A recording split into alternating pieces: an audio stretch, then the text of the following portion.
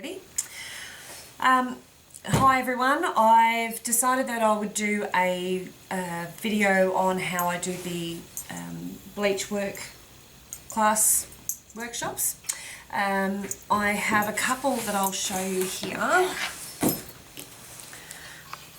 that I tend to tutor with. So you've got the sunflower. I'm going to include these in the instructions, these designs, so that you can choose which one, or you can do one of each. Then we've also got the succulent and there's the turtle. Okay, so you can choose those when you decide which design you want to do. Now, first things first I want to go through is your requirements list. So you'll need black fabric or even a dark blue. You'll need wadding and a stabilizer or a stabilizer, or both. You will need household grade domestos or bleach. I use domestos because it's thicker. And you will need pins, these sort of pins, and they're for pinning your fabric down. You'll need gutta, which is a resist. You'll need paints, and I've put two different types of paints there. I'm going to use gems today. I'm going to use the green and brown, and they've got a nice little luster about them. You'll also need a paper for tracing, and I tend to use these sort of things. They're like a chalk and they wash out. Okay, so that's from Clover. It's tracing. I'm going to put all this in the details. You're also going to need some really cheap brushes because the bleach does destroy them. You'll need a pencil, a tub of water. Did I say what are they called? Serviette things. And your design, paper towels, sorry, and your design. Okay. The other thing you're going to need is and you can get these at most op shops, or you'll find an old picture, an old canvas, and you take the old canvas off and you use the frame, and that's what we're going to pin our fabric to. One of these. So I'll go through step by step. Okay, second step is we put the design onto the actual fabric, and being black fabric, it's very hard to see through it. So if you're trying to do it through a window or a light box, sorry, it can be quite difficult. So I tend to use these carbon papers, or like I said, the Clover chalk papers. They're very handy for this sort of thing, and they come in different colours. So first things first is I actually place that down between the actual drawing, printed out in A3, gives me a larger print, and I decide first where I'm going to put this. You can tape it down, which is very handy to tape it down so it stops it from moving around, which I'm going to do. So bear with me, I'll grab the tape. Okay, so normal household masking tape. I use the cheapest I can find because it's not as sticky, and therefore it comes off the fabric very easy. So I've got that tape to there, I've got my carbon underneath, which like I said is like the Clovers that I've pointed out before, and I get my pencil, and it doesn't matter if it's sharp or whatever, just the pressure of that pencil is going to make that come through onto the fabric. Now, you don't have to go exactly on the lines. If you go off the lines, it's okay, because once those lines have disappeared, no one's going to see them. They won't know that you've made a little adjustment. Okay, so I'm going to draw around these one by one. And you'll notice that the paper sort of finishes here, so I have to move the carbon sort of halfway through, so it's around about there. So just keep an eye on that.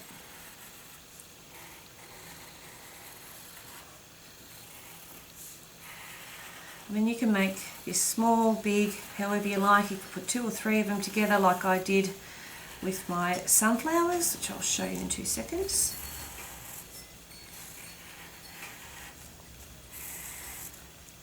You can see it's a very quick process.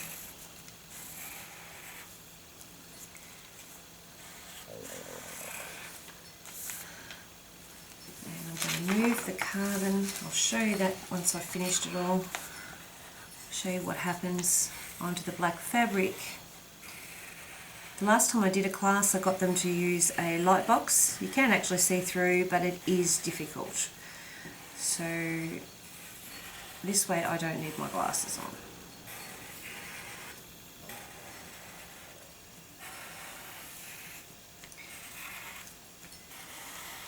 And you don't have to be an artist to be able to draw a design on. It's always handy. I think that's all of them. Now I'll just go back to the centre, because it's a little bit more detailed.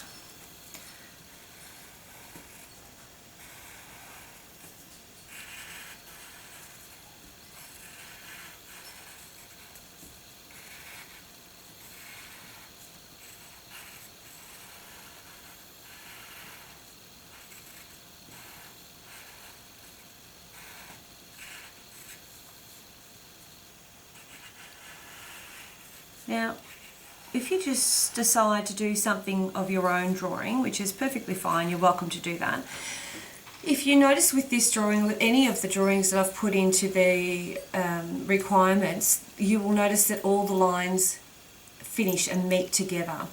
If they don't, you do need to actually make them meet together. So say if I had a stem and the stem went like that, I can't leave the ends open. So I've got the flower up here, beautiful flower, and the stem goes down. They actually need to meet at the end. You can't have them open, and you'll see why soon. Okay, so I'm going to take this off. Pop that aside now, I don't need it. There she is, all ready to go. So that's how easy it is. If you miss a line here and there, don't stress over it, just put a little bit of pencil in just so you can see it for later on. Now I'm going to actually pin this onto the frame, and I'll show you that in 2 seconds, and I'll be right back. Okay, we're back. So part 3 of this is pinning it onto your frame. Again, don't go out buying expensive stuff. You don't need to. You can go to the op shop, you can buy cheap $2 shop frames, and then just take the canvas off, and they work just as well. Now you've got to make sure that your fabric is bigger than your actual frame. This one is just close enough and will get past with a push. So you will need pins. I've got the round ones, but you can also get from, Create a Colour. They are little triangle ones. I don't know if you can see that. Can you zoom in there? Can't see them? Yep. Okay. Then I also have them in my store online as well. You're always welcome to go in there. So placing the pins in, I'll start. They have like little 3 prongs. Oh, I don't know if you can see that as well. Can you see the prongs? If you use normal tacks, they will tear your fabric. These won't tear. You can use these with silk fabrics as well. Okay?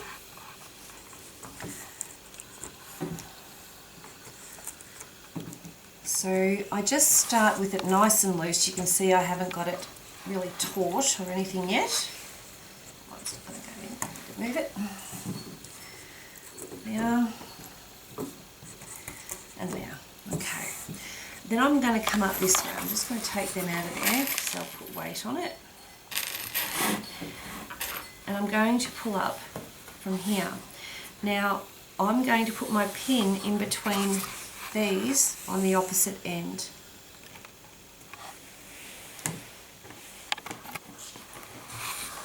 And I'll go in between.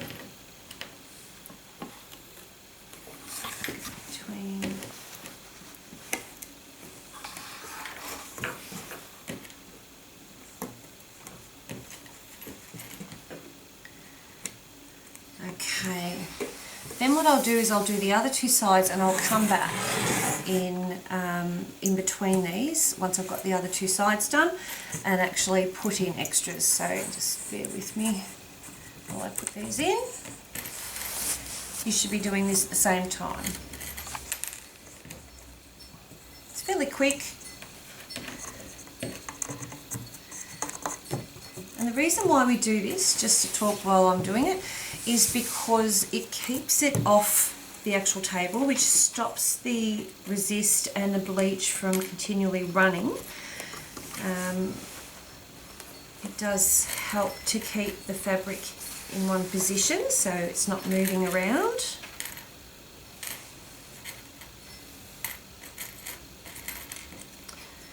So having acrylic nails on it makes it hard to pick up these little things. Alright, so now I've done all around. It's fairly tight. I'm going to just go in between these in a slight tug, and I'm not pulling hard. I don't want to stretch the fabric right out of shape. Oh, that one's lost his little legs. Just enough so that it doesn't leave little trenches all the way across.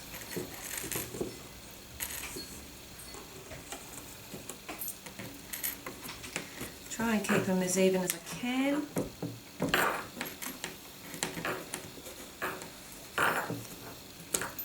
A slight bit of method in my madness. And these do come out very, very easily when you need to at the end. They're not hard to get out. You don't need a hammer. You certainly don't need a bloke.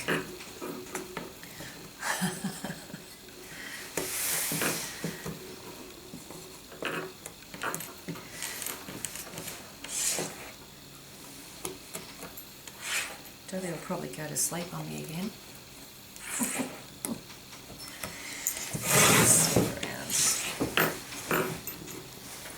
Hope not.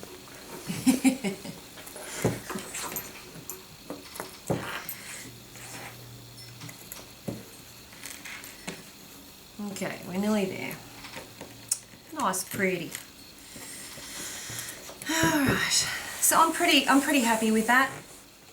Okay, you'll notice it's got fluff all over it. That's from the wadding, and that's really no drama. You don't have to stress over it. So once we've got it like this, our next step is to do the gutta or the resist, and I will go through that in step number 4. Okay, so we're back to step number 4. Now, this is a water-based gutta. I do have these in my online store. I'll put a link for that as well. You can also use a chemical-based gutta, but I prefer to, I mean, there's enough chemicals in it as there is, let alone to use another chemical on top of that. So I tend to try and use these water-based ones. They're nice and easy to get out, and you don't take, like, you know, if you spill it or something, it's not a big deal. Okay, so I then place it in this tiny little fella like this, and I use a nice big pin, and I take the top off obviously, and I place it down in through there and make sure it's clear. Okay, some people leave them in there, but I prefer not to. So that's the gutta. I also get some paper towel, and I have some paper towel ready for the next step. Now, my suggestion is for you to actually test this out on some scrap fabric first. I'm just going to test on the side just so you can see. It's a slight pressure. It's not a big, the more you push, the thicker the line, and this does take a bit of practice. So bear with me while I have a bit of a practice on the side. If I can get it to move, it's very thick. I might have to, if it's too thick, I might have to add a little bit of water or make a bigger hole. So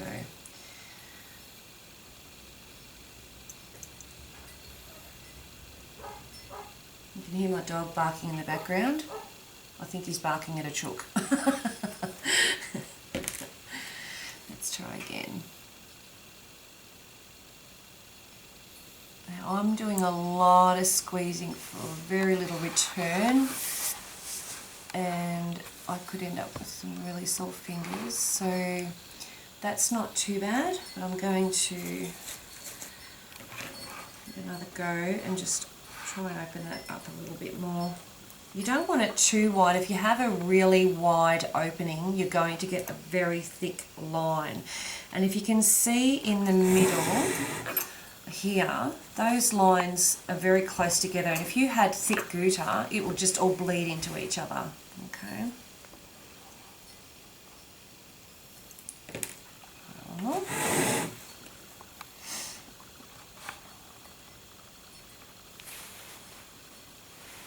That's a little bit better. So see how that flows a bit better?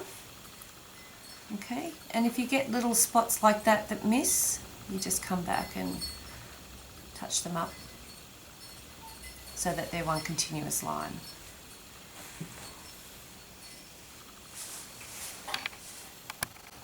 Okay, so I'll try and do this so you can see it. So I'm going to start at the top and work my way down.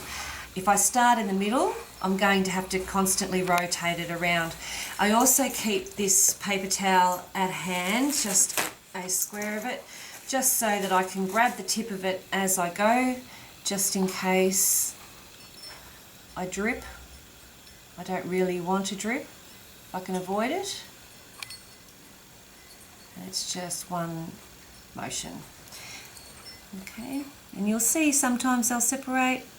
Come back and touch them up. It's no disaster. You just want them to be continuous.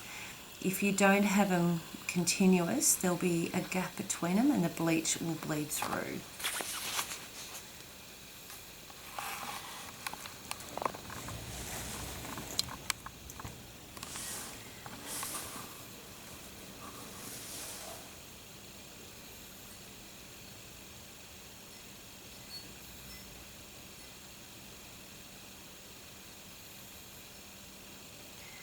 You can dilute the gutta as well, which will probably reduce all this clogging that it's doing at the moment.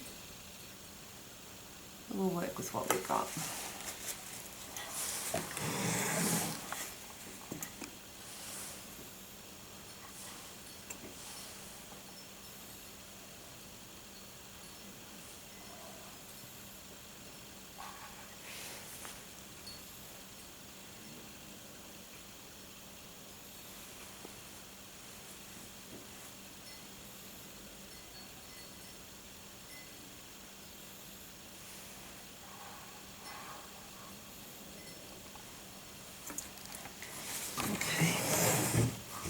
So you can see this is a slow process, so I won't bore you to tears.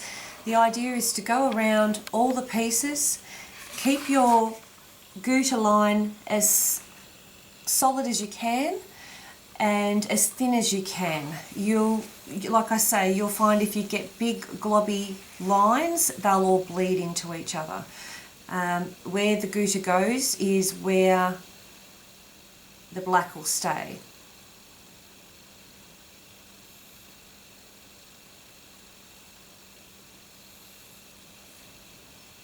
Make sure those lines all meet up.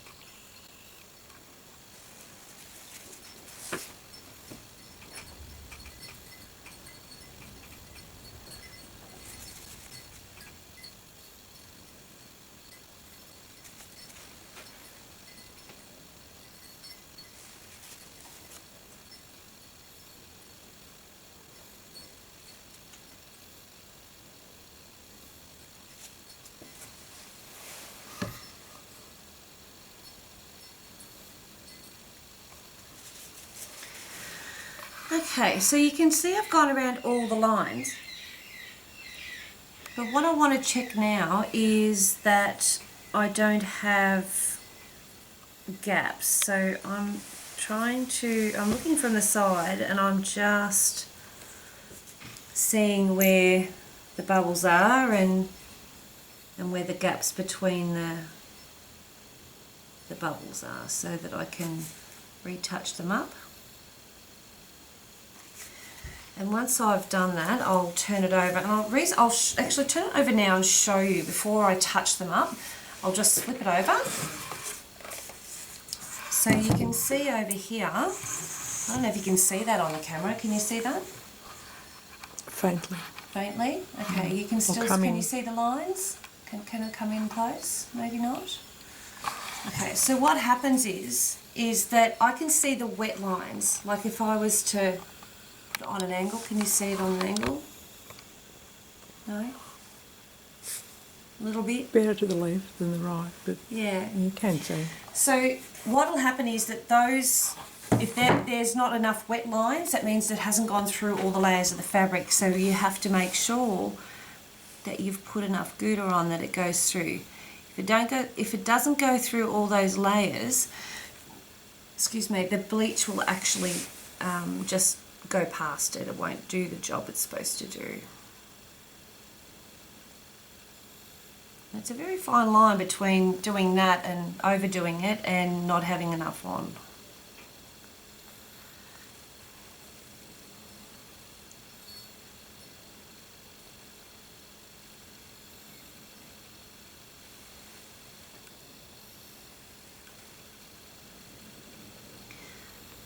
So spend the time touching up those lines to make sure that they all join, that there's no gaps like that there.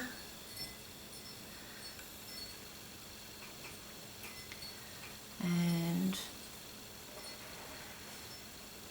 once that's done, then we're ready for the next step. And you have to let this dry, so you can choose to use a hairdryer if you want to, or you can let it dry overnight. Either way is fine.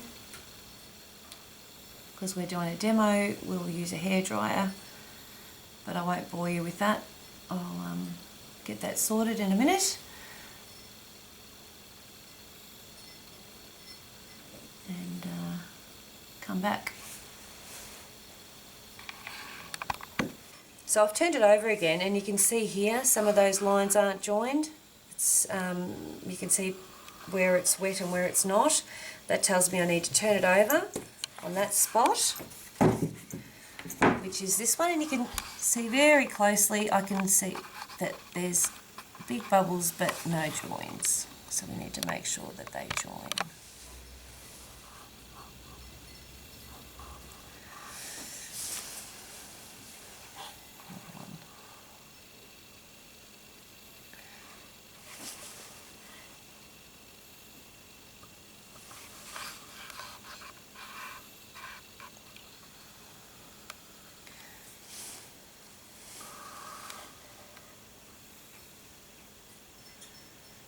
Okay, alright, we'll go away and dry this with a hairdryer, and we'll be back for the next step. Okay, so we're back, and I have some bleach in one of my palettes, and I have my brushes, and I also have one of these. Now, which I can never remember the name of for some unknown reason. Paper towel. A paper towel, thank you very much. So I'm going to grab the smaller one. I'm not dipping it in water, I'm just straight into the bleach. This is where you might actually, you might want to wear gloves, you might also want to wear a mask, and that's entirely personal. If it depends on whether you've got some sort of lung issue or breathing issue. You might not want to have it going up your nose. So all I'm doing at the moment is just placing the bleach on.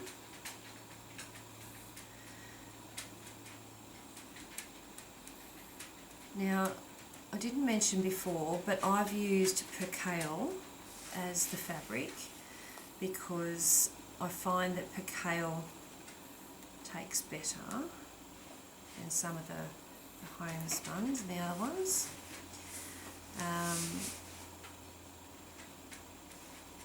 But this I've noticed I've actually used the back of it because they've changed the way they've made it, so now it's got like a brushed backing, so you'll see it sort of reacts a bit differently than what you might be used to seeing. So I'm just painting in those areas. Even though we've got a resist there, the idea is to try and just steer away from some of those resist edges. You don't want to go brushing them up too much because they are water-based, so the more fluid you put on them, the more chance you've got of them washing away or bleeding. So you can see it's starting to change. It's a slow process. So small brush for small areas, a large brush for the larger areas, and so on and so forth. You can hear my old dog walking around. Okay. Alright, so now I'll just chuck that in the water and I'll go to the next brush.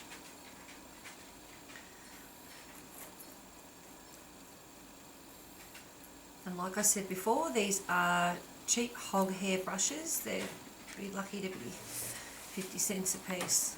$1 here and $1 there. They're not very expensive at all. You see the bleach doing its thing. It's already started on the centre part. So it's one thing just to paint a whole heap of bleach around, but what we also want to have happen is some parts to be more lighter, so to say, than others, to create a bit of texture. You can also leave some black areas if you want to. You don't want to have it too light. So just painting it on will not give me what I want. I want it to be a little bit textured.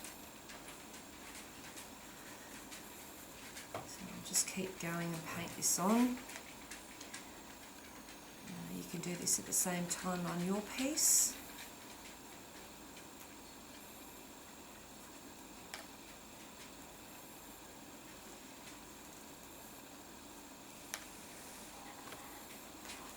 So I'll always do one layer to start with, then I will dry it, and I'll use the iron as well as the hairdryer, because they both give a different result. Letting it dry naturally will not give me everything I want.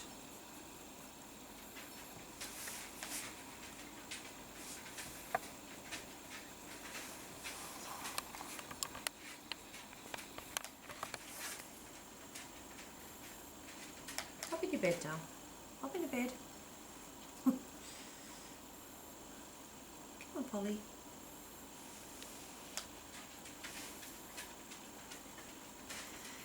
And you'll notice that you'll lose little bits of hair and stuff like that from the brush. That's no biggie. They'll just brush off later. Don't stress over them. Don't try and pick them out and get bleach on your hands. I'm going to just do the larger one.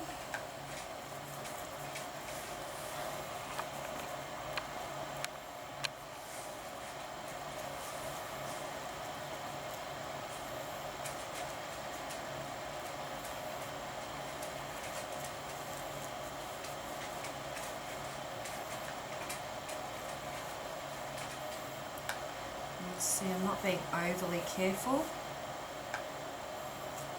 just making sure the areas are covered. But I might have gone out of the line there a little bit. can fix that up with thread.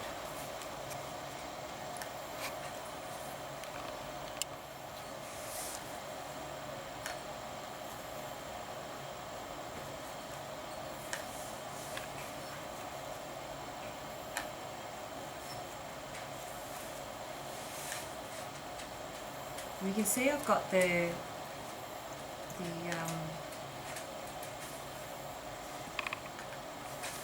paint tray over the top of the work because I don't really want it dribbling. If I have it to the side, I'll end up with these lines and dots and stuff as I'm dragging the bleach across the work. So.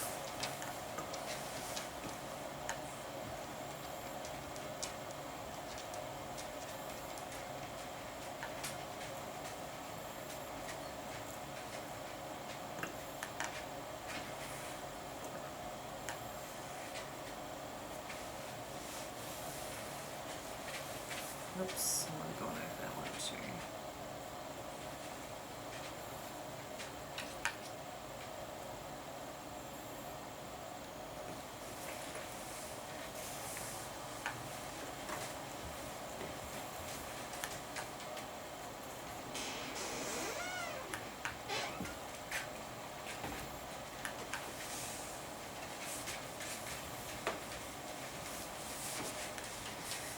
Okay.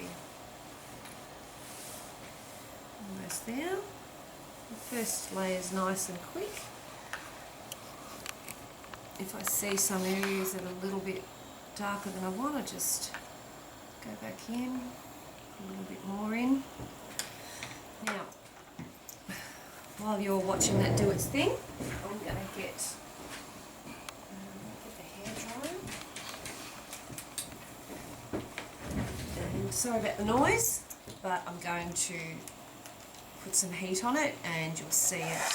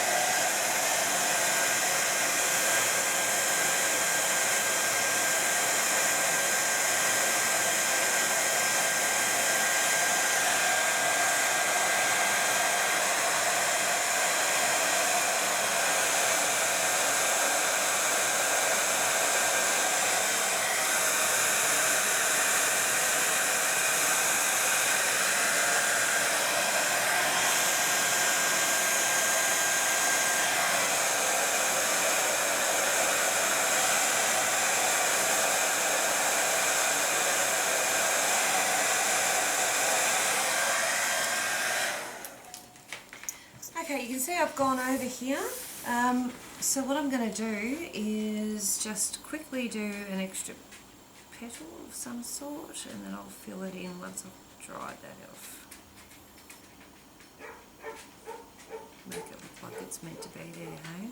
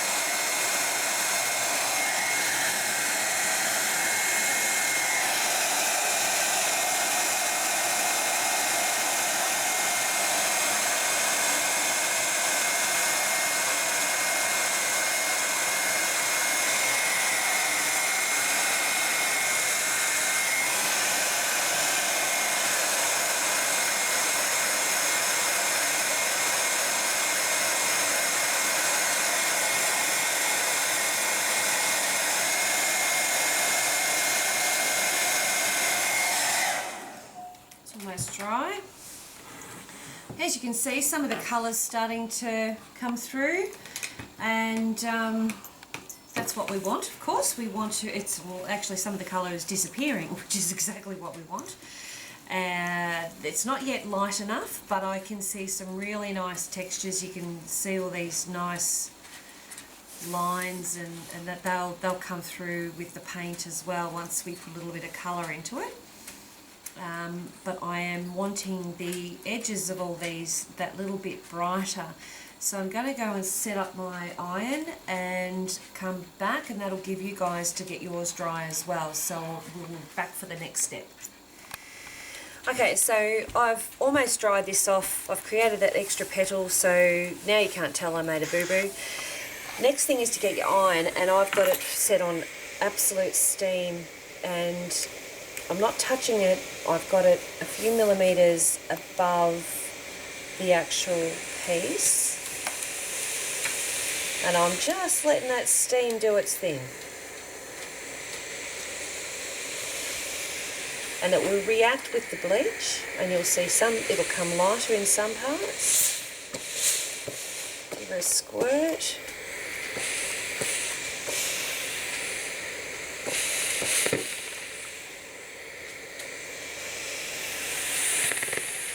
You can see it really doing its thing. I'll get bleach.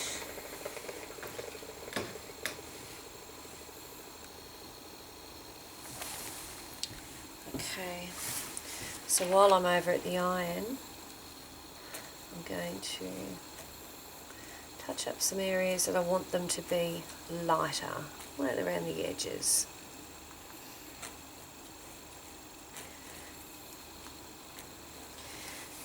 And all things going well, they should lighten up.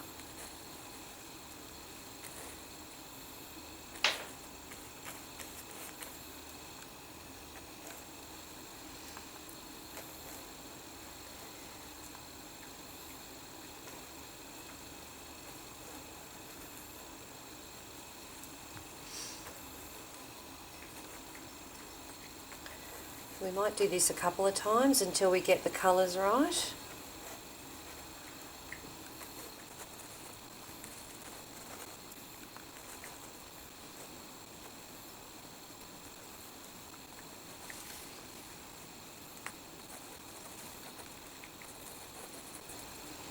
Okay. So now I'll get the steam again.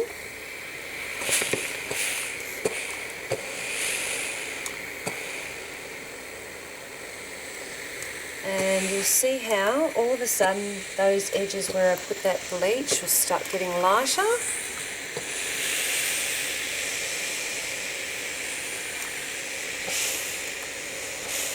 Again, I'm not touching the actual fabric, I'm just pressing the steam button.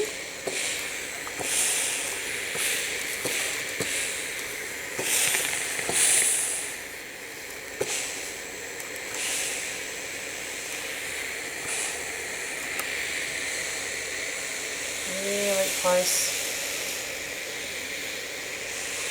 You'll see it'll froth up as you go over it. And you can see it's starting to change in some of those edges.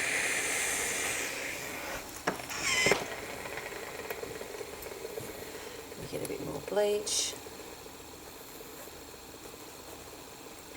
This process has got the most awful name. It's called discharging your fabric. I just like to call it bleach work.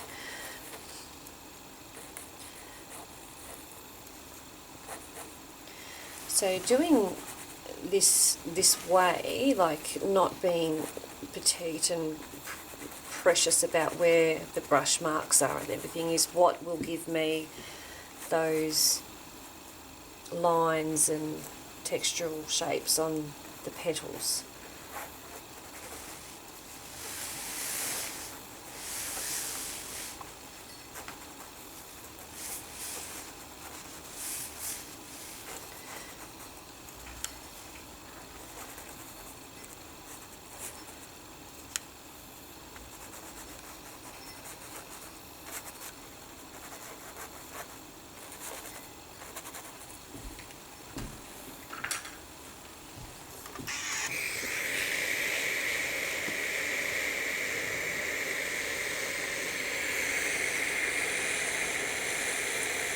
I'm hoping that's visible in the camera.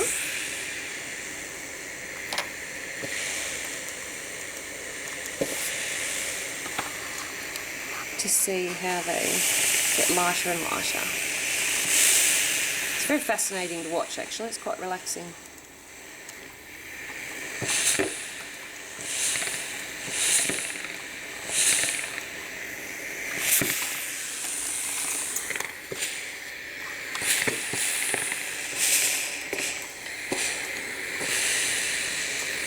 So it's still wet, and especially with the steam, it'll look darker than it actually is.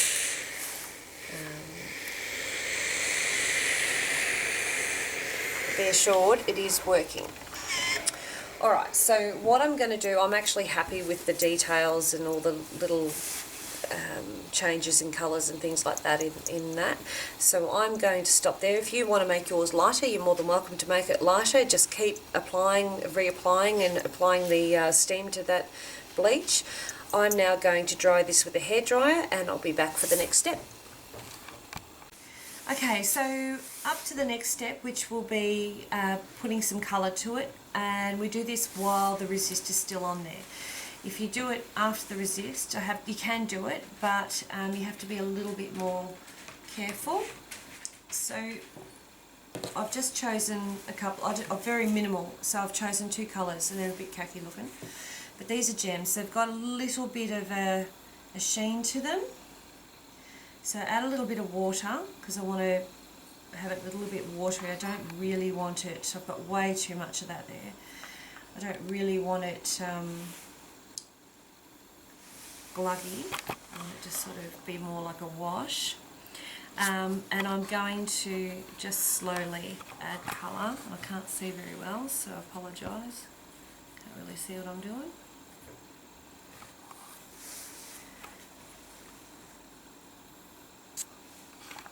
So each petal I'll add the colour to, and a bit of water. So the water helps it spread without it being too heavy. Now, if I have a look there, I can see that it's covered over the black area a bit, which is okay, but I just want to take a little bit of it off. Now let's dry this bit to see what the colour looks like.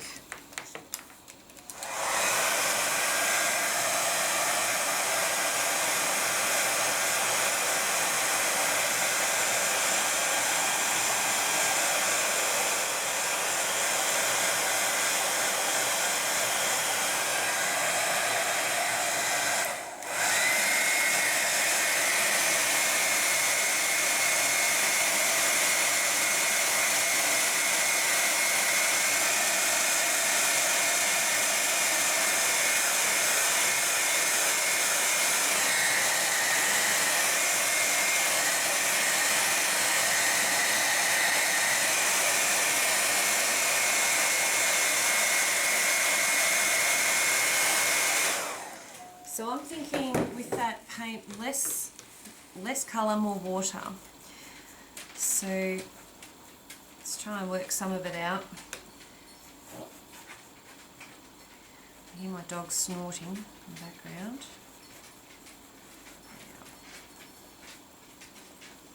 I'll try and spread it around a little and see if I can fix that up. I'll come back to it.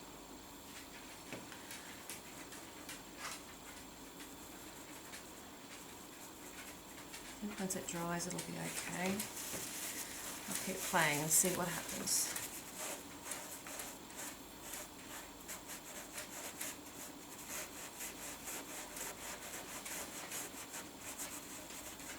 Because I'd like it to have a little bit of a shimmer to it, this one, but not so that it takes over.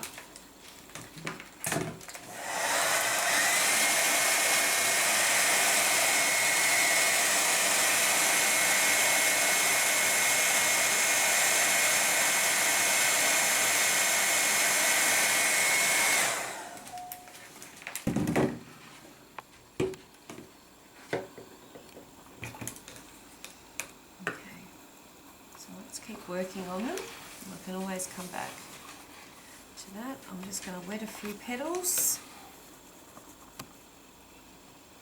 some of that paint and just spread it around. Less is more is the theory.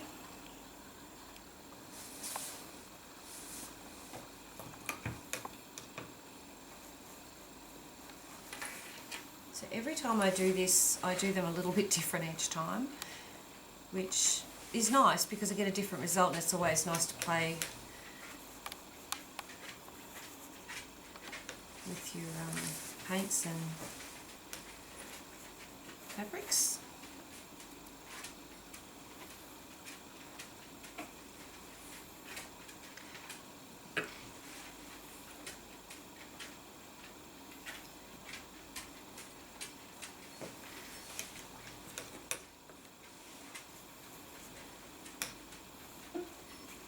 And again, like I said, the resist is water-based. If you overdo it, you will wash off the resist, which is not really what the idea is.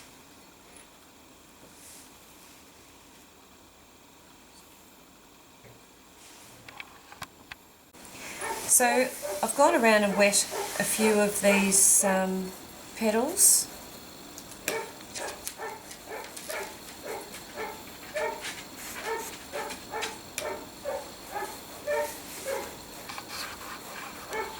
You can hear my dog barking in the background. It's because my husband's just come home.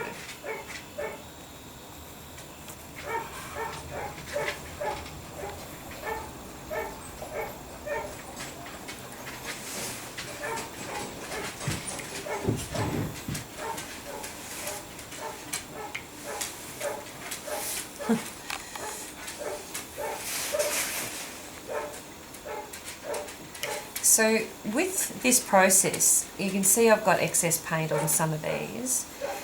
It will actually wash off the excess paint. The fabric will only take so much paint before it just won't take it any longer.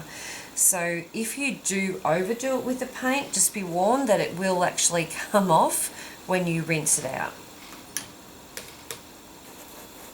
Learned that lesson the hard way.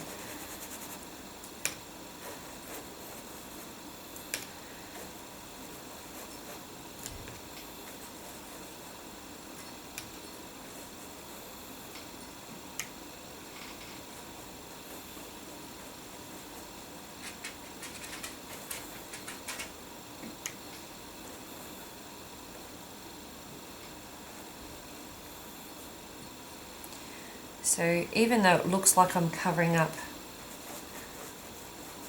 all those gorgeous colours and textures, it won't.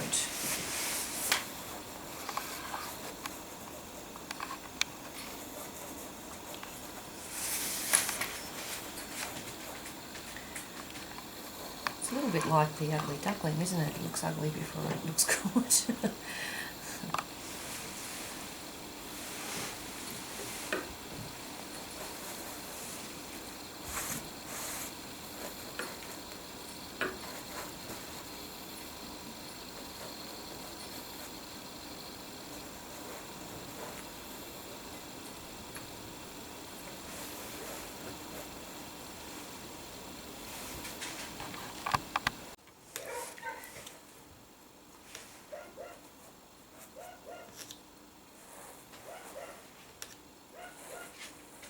Yep, just, yeah, there's not much I can do about it.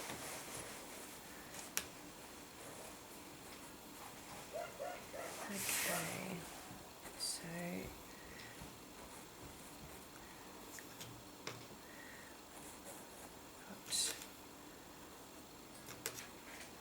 got dogs barking in the background, sun running up and down doing the bins, and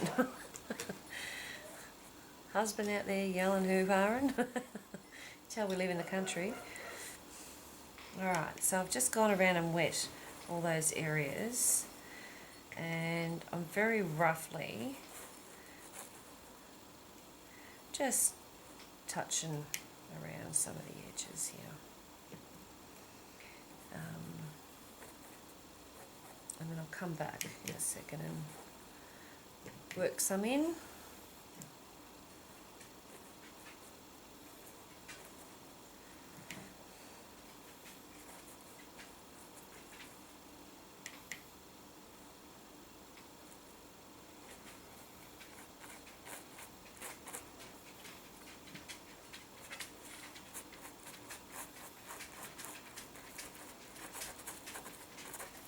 Okay, so I've put the yellow down. Now I'm just going to scratch around at it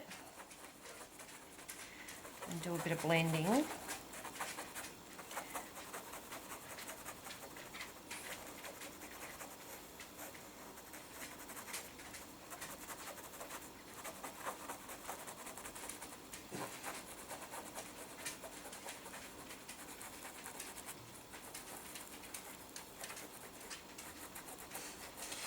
Polly's scratching around the floor.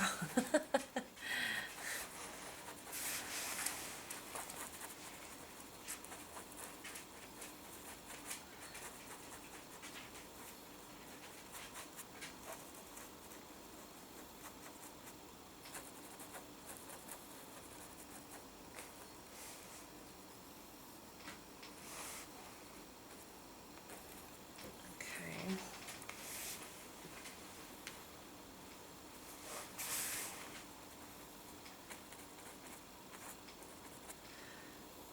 So I'm just going to get a bit of paper towel and just smooth it out a bit. And I'll get to the dryer, hair dryer I should say, and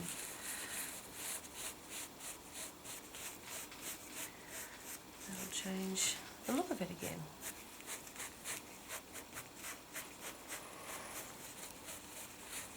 Depending on what paints you use yourself as to what look you'll get, you might just use normal acrylic paints, which you can, that you would use on a canvas.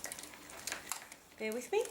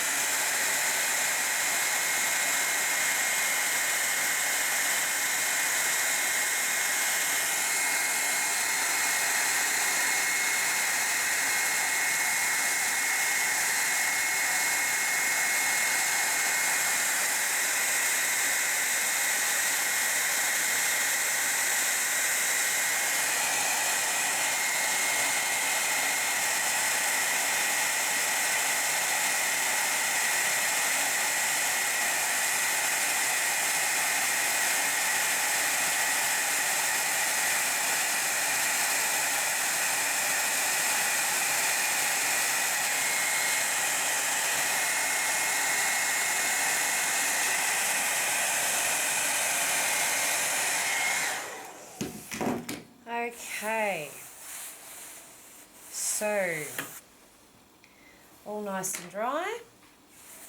That is now ready for the iron, and we're going to iron it upside down so that I don't get paint all over my iron. So I am going to press pause and be back with you for the next step. Okay, so I've let it dry overnight and we've come back and I've given it a nice press, so it's all nice and pressed actually. Dottie did it for me.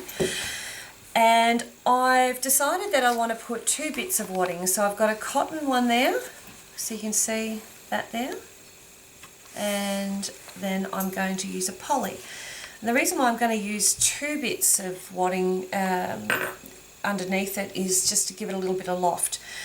Now, I have scrap wadding, and I don't know if any of you use them, but I used to zigzag across and you'd get them all bunched up and stuff like that. So now what I do is I use a product called batting joiner. You can see that. Okay, and I'll put the link on underneath all this for it. And that has glue on one side, you can see it's shiny, and then the other side is you can feel there's no glue. Okay, so we go glue side down, and it lasts for ages, but it's a really good way to actually use up your extra bits of wadding. So you just make sure they're nice and joined, and Nice and close. You can overlap a little bit if you want to. I just don't want to have too many bumps. Okay, and let's see if this baby will actually reach over. Yes, she will. So turn the steam off because it's a glue, and I'm just going to join it that way. Just be careful, as you can see, being this is a poly, it will melt a little if you leave it on too long. And I'll turn it over and do the other side. You don't have to do both sides. I'm just being super duper careful, making sure it joins for me. Just enough to stick it down. And let it go. Nice and joined. No big lumps. So I then place that over the top. It's got fluff all over it. I'll de-fluff it when I'm finished. And I'll get the backing fabric. This has a fluffy and a normal side, so probably should have ironed it, but I'm not going to. Just flatten it out, swing her over. I'll just give it a quick iron while it's on with steam. It's good with the irons. This is a great iron. It's an Oliso, and she pops up like that. Magic. Magic. So when I walk away from the iron, I haven't left it. So I can feel that, yep, wadding, curling up. Straighten it all out. Give her another iron. She's nice and flat. And voila, you're ready. You can see it's nice and thick. And I put very few pins in this. Very few. Because they get in my way. So I'll pin top and bottom. And just at the sides. Just through those layers. And then I will actually stitch down these layers around the outside edge with a basting stitch, and that will take away the need for, you know, stressing about puckering and stuff like that.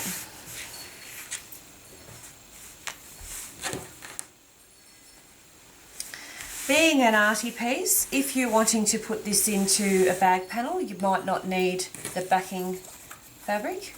But in saying that,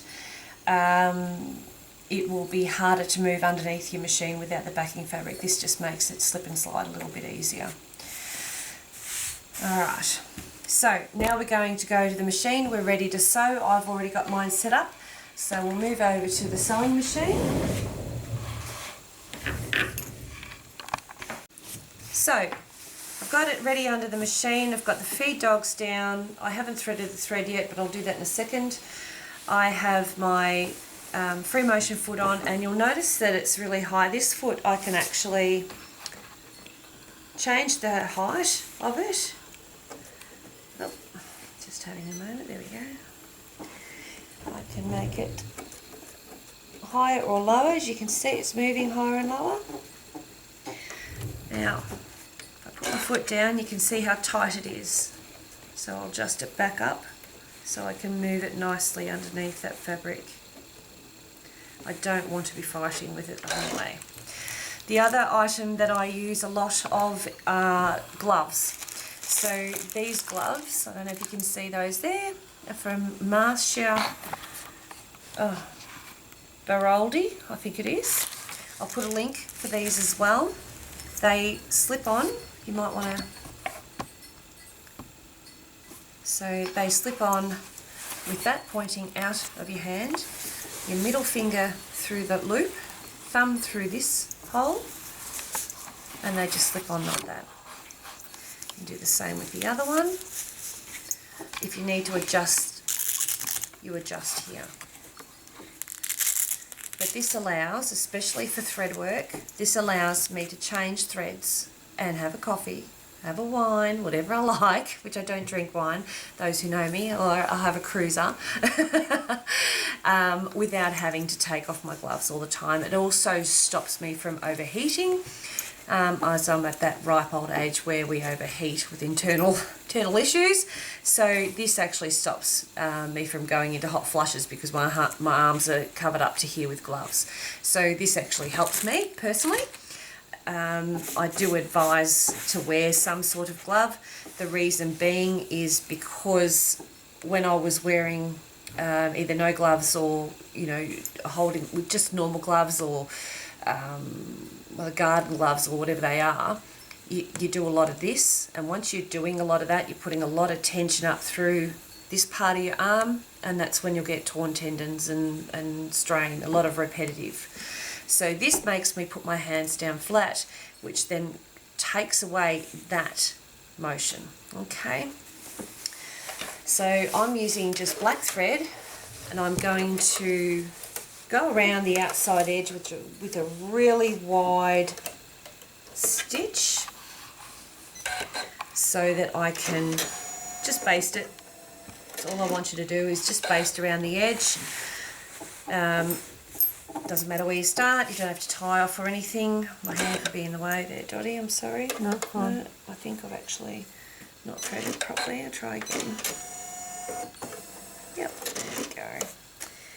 And just make sure she's through.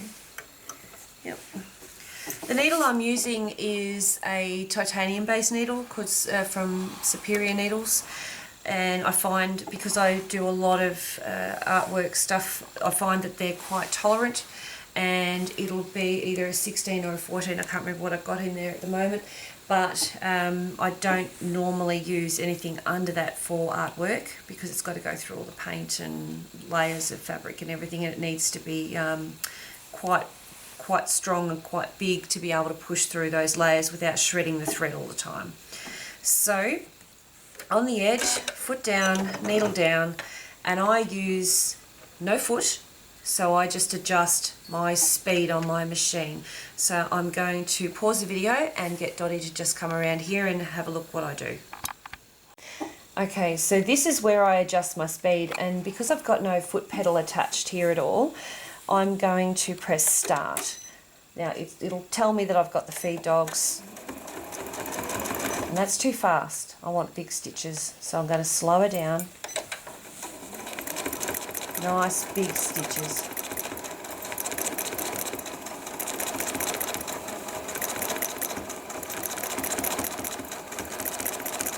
Don't worry about the hair and fluff. And stop. Take that out and come around here. And because we're just basting the edge, don't be particular with your size of your stitches or anything like that. I just want you to get that edge basted down.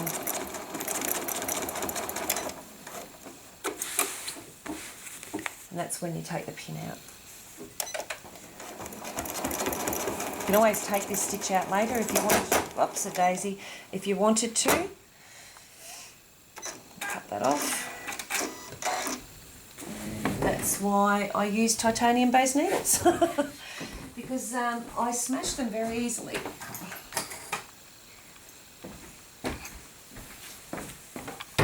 A nice new needle on.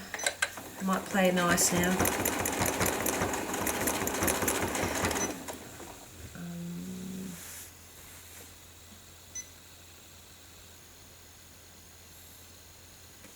I'm just going to see if I can move my needle position over a bit. Leave it.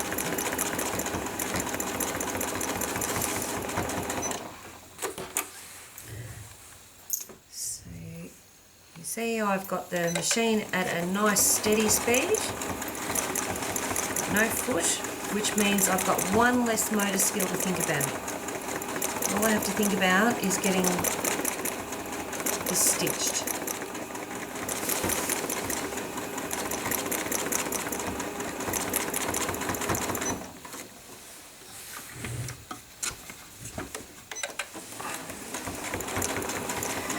And I do get my fingers really close, so I apologise if you're all cringing.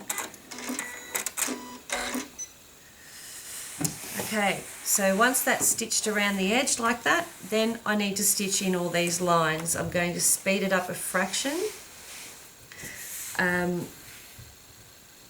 I tend to go reasonably quick-ish, but not too quick. I also don't cut and stop all the time, so I just travel back and over the lines, and I try and do it all in one go. So I will start somewhere, might start at the edge up here and work my way down. And I bury my thread in there, so I don't actually cut off and feed it through for this sort of thing, because it's not really an issue. It's not like it's going on a bed or anything like that. So if you want to cut off and bury your threads, you're more than welcome to.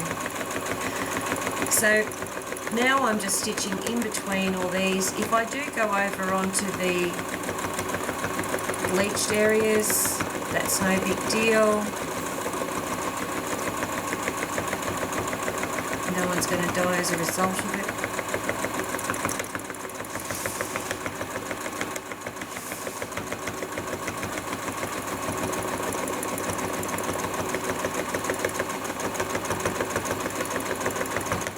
And you see, I try and keep my hands as close to this throat of the machine as I can. As soon as I start feeling like I'm out here somewhere, I have to move my hand because I've got no control.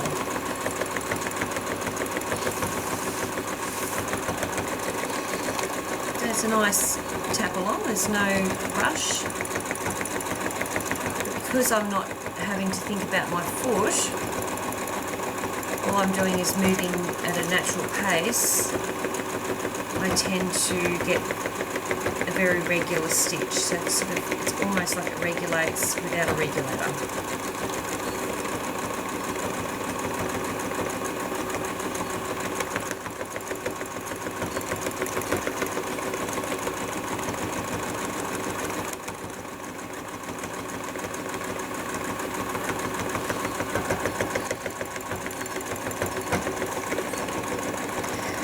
And you hear that tacking noise, that tack, tack, tack, that's it going through the paint, as well as the couple of layers of wadding and background and backing fabric. That's normal.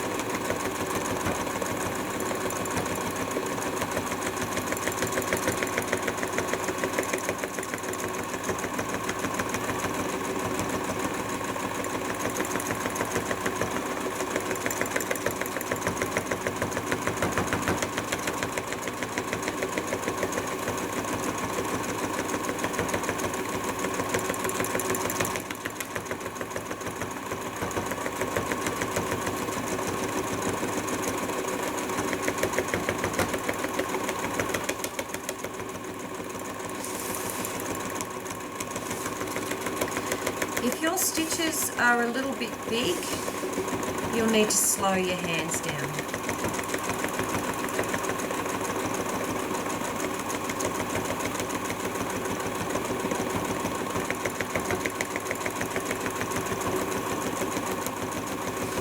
If they're too small, you need to speed up your hand movement.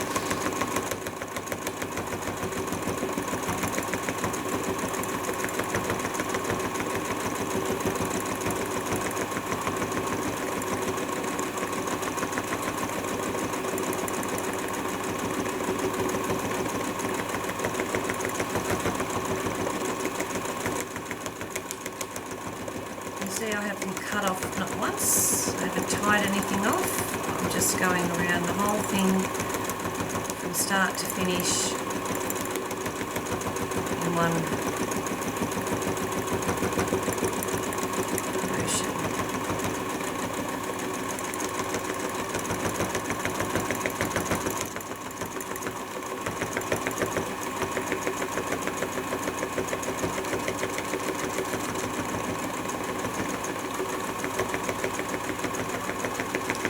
So if I get caught somewhere, like over here, and I want to get over to the other side, I'll just travel around seams that I've already stitched, or lines that I've already stitched, I should say.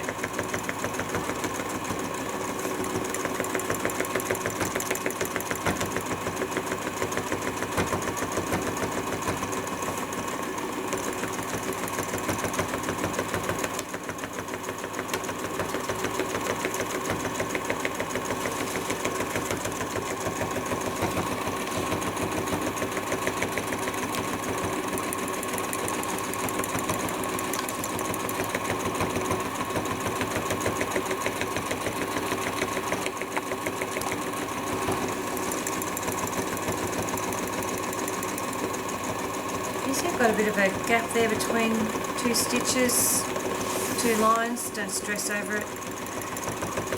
You'll have a few of those, that's normal. And just deal with them, and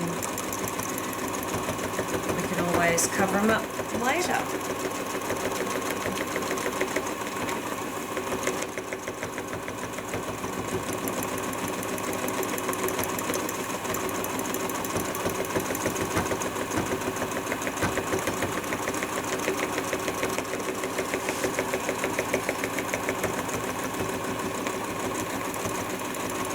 And hopefully you guys do have a pair of these gloves at home, and you'll find that it's a lot less stress on your body.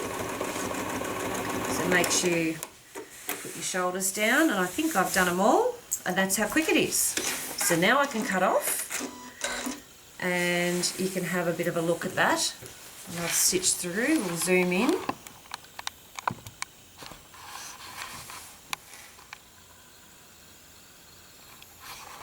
And you can see it's nice and puffy. Now if you wanted to, you could leave it just as that and then just stitch the outside, or you could do some quilting on the inside. Me personally, I'm actually going to leave it like this because I like it this way, but I'll grab the other one and I'll show you what I did to the other one. What I did of this, I did swirls and sort of flowery swirls all the way around, and that was effective enough. Oh, that was my dog in the background, sorry about that. Alright, but with this one I've decided I'm going to break it up into sections, what I like to call like a little bit of a divide and conquer. So I'm going to get a chalk, I'll be 2 seconds.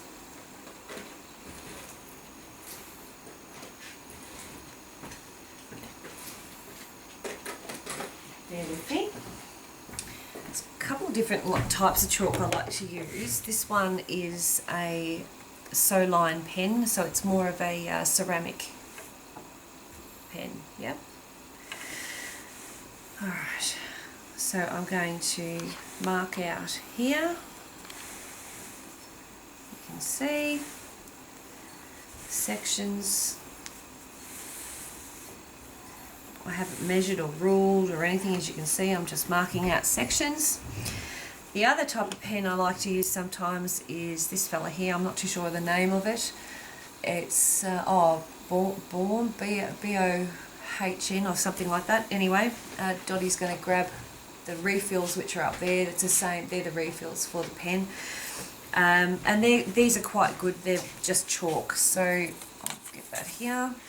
B-O-H-I-N. So that's them, and I'll put a link in for those as well.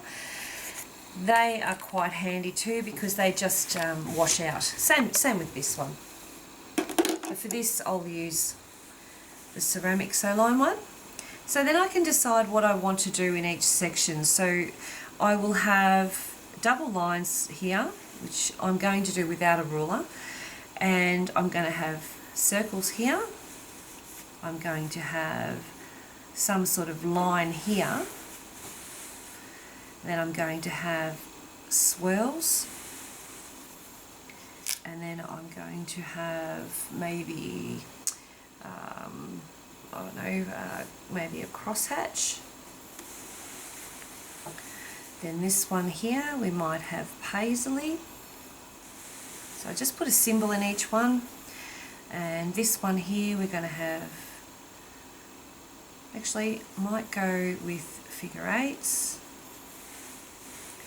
and this one here, so I've got two sort of almost wavy ones and a circle one, so I will put another crosshatch over here.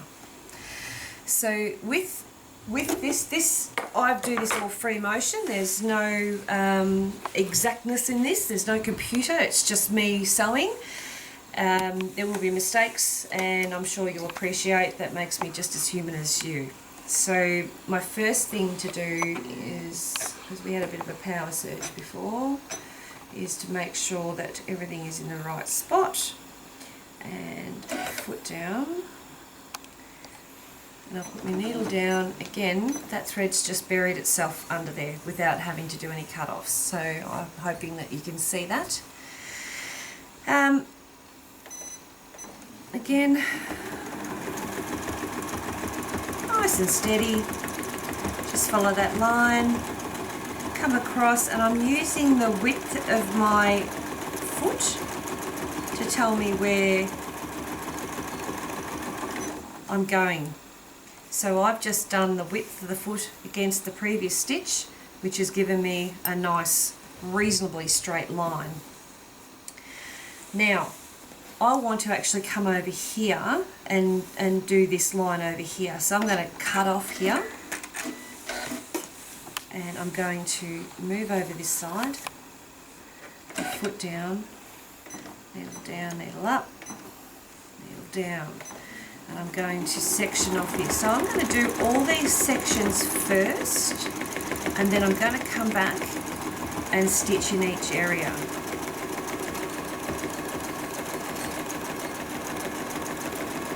Again, I'm not using a foot pedal.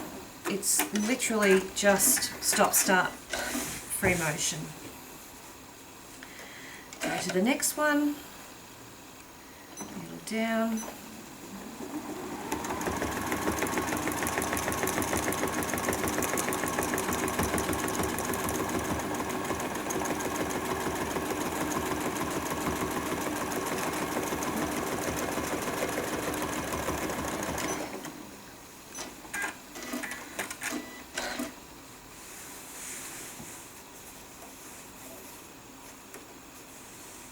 If you do use a stop-start button on your machine, just be careful that you don't accidentally press the start while your hand's underneath there. It's something you don't want to do. And while I'm sewing, I'll just tell you the thread I'm using is a Razant thread. And again, I'll put a link up there on underneath the video so that you can stock up on those if you need to. They are a great thread for everyday sewing.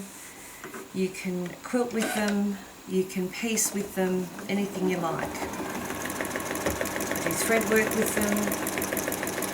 They have a poly core and a cotton wrap, so you have the feel of cotton and the strength of poly.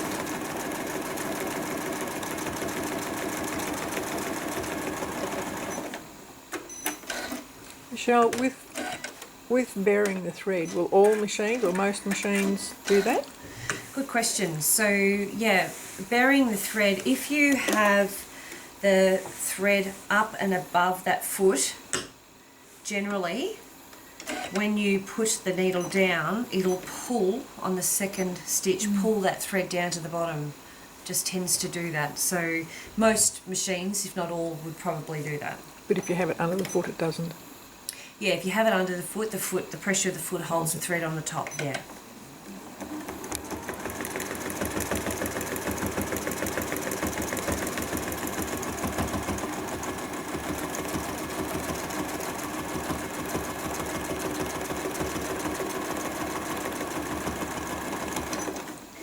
That's another thing too, I'm glad Dot asked me a question, because we'll have in the comments section, you'll be able to ask questions and I'll be able to answer any concerns that you might have.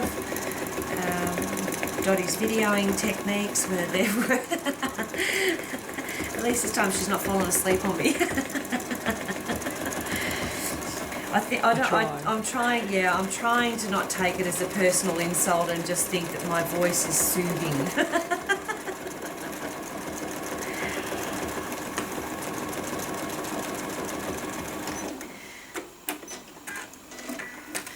so I have just stitched all those sections, and mine are fairly reasonably even. As you can see, they're not perfect, and I'm okay with that. Again, we have this fluff all over the place, and at the end I'll clean that up with some sticky tape. Alright, so let's do some circles. So circles are really not circles. They are all over the show. I like to call them pebbles rather than circles. So have you got up nice and close? Because it's black on black, it's going to be difficult for you to see. But I'll talk as I always do as I go around. So again, my needle will always finish in the down position so that when I'm finished sewing, it will stop with the needle in, and that means that I won't get a jump when I start. So let's go. So I'm going to do my first and come back around 3/4 of the way or half the way, and then I'm going the other way. So I go one way and I go all the way around again and come back the other way. And I'll make them different sizes and sometimes different shapes. Sometimes they're long and sometimes they're small and pebblish. So you can go all the way around one way and then back the other way.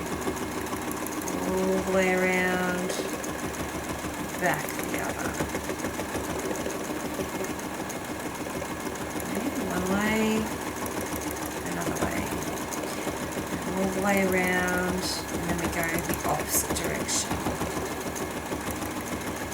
The one thing you want to try and do with this is not have them too regimented.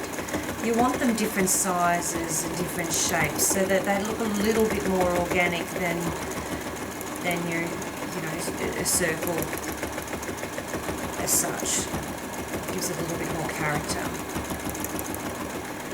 So I've probably picked the largest area on earth to fill up with pebbles, but we'll keep going. A couple of bigger ones to take up some room. And now if I want to get back down the other end, I can keep doing circles one way, so almost like a figure eight, and then go back the other way. Got a tiny gap there, so I'll put a little one in the middle, and then I'll fill up with another one way and the other way. Again, they are all different sizes, shapes. My stitching is not perfect, and I'm okay with that. You can see it's starting to create a nice texture.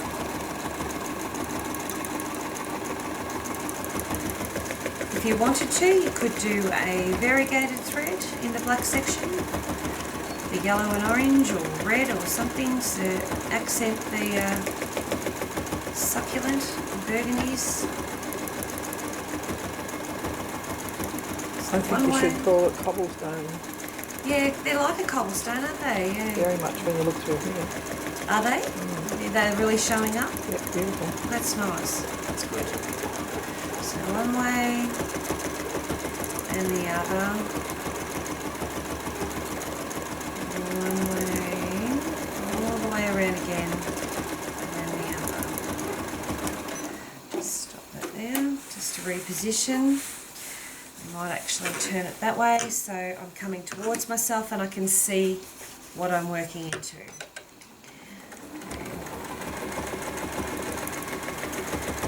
One way,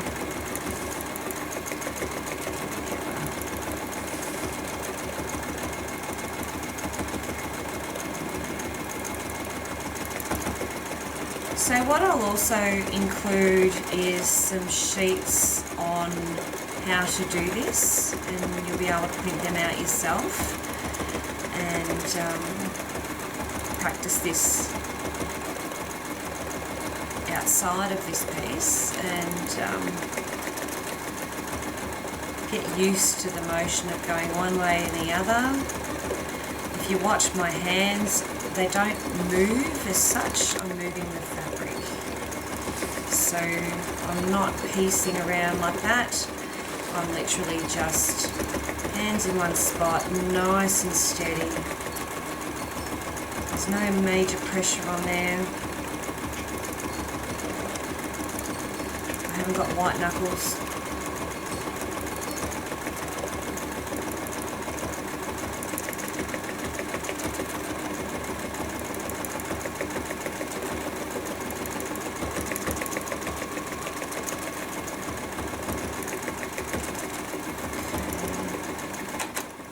A bit of a shred.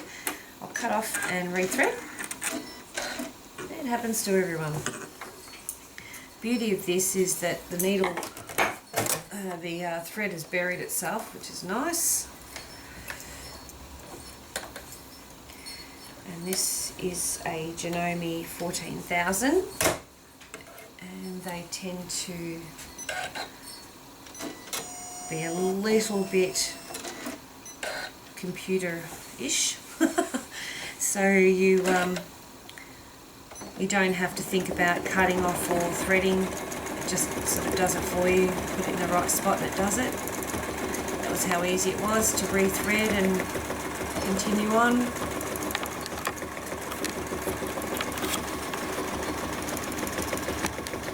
Some nice big ones.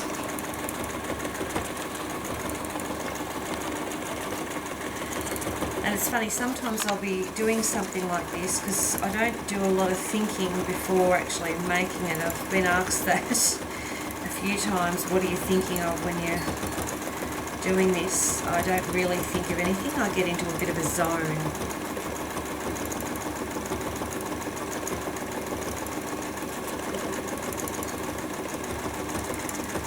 Just let the creative side of me come out.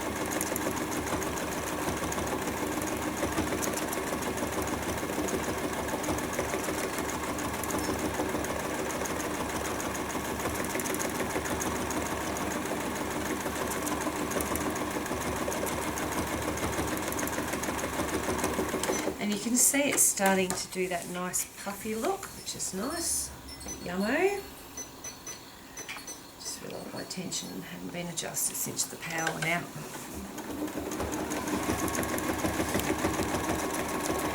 So if I didn't mention it before, tension I normally put on around about the 5 mark. Start from there and work my way up or down as to whatever piece needs.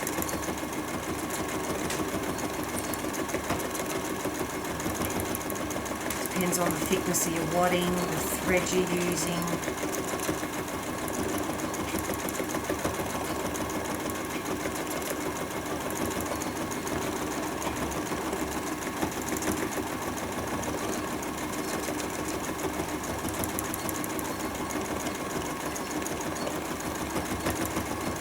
Gap up here, so I'll just travel back and fill that in.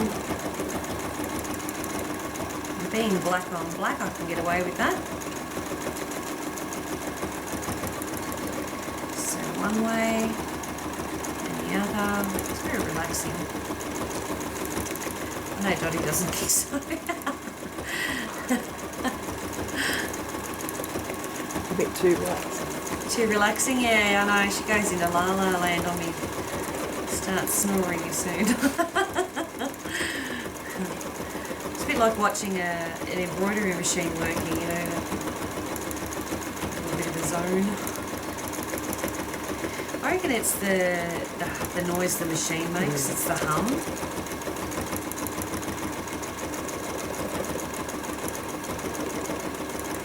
It's noisy.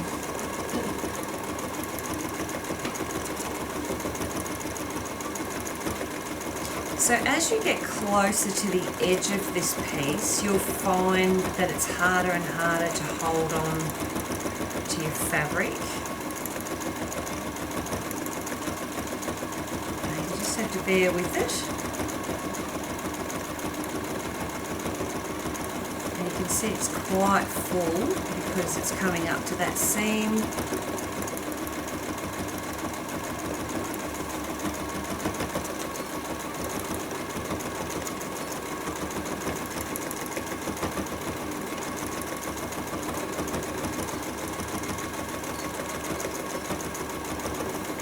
now I'm starting to use my fingers. It's because it's getting so close to the edge.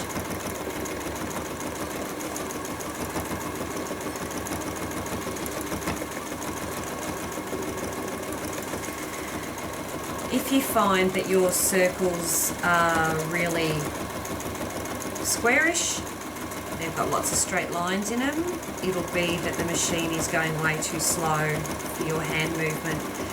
So it's creating big stitches which will create straight lines. So we'll just have a look at that. If you can see that, can you, Dot?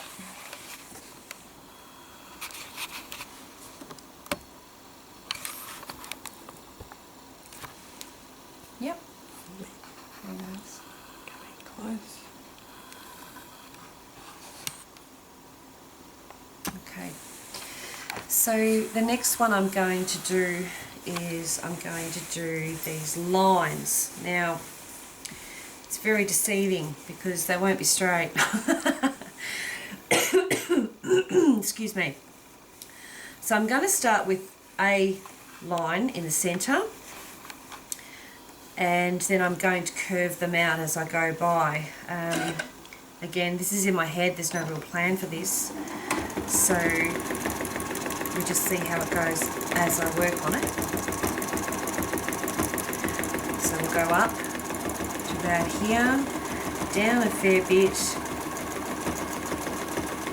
almost like I'm putting a bit of curve into it. Down to there, and then we'll go up here on the other side.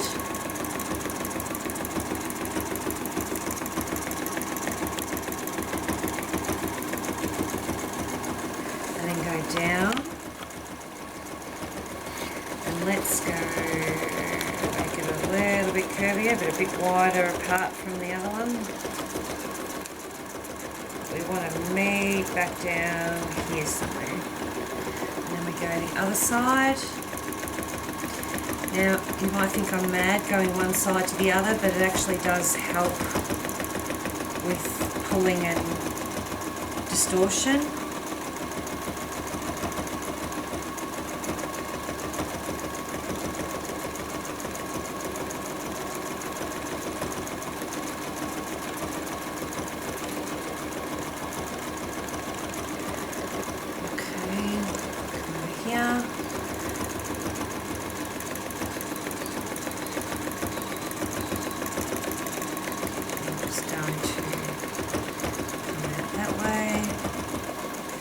Down a little,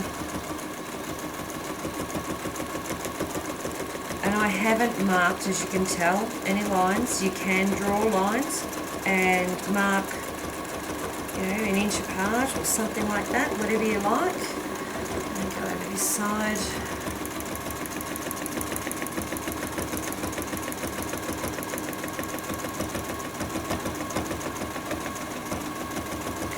I'm literally just making this up as I go.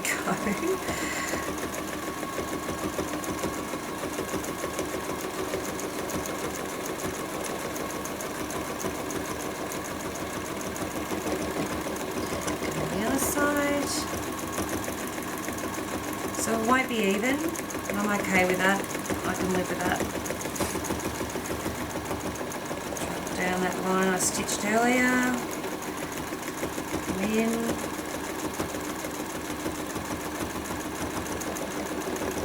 To where I'm going.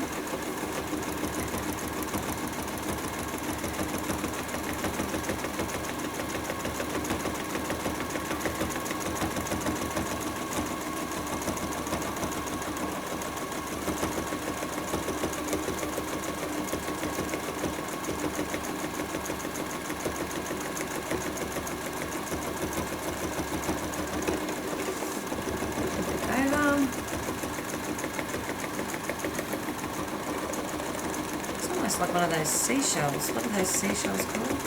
Clamshell?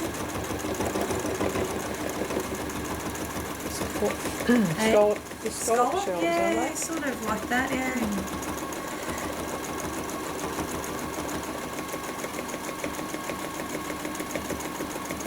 So one side's done, so all I have to do is just fill in this last little bit. Now, that's not where I'm going to finish up doing this, so I'm actually going to come up and probably do some stuff in here. It's not a huge amount, but I'm just going to play, so good luck.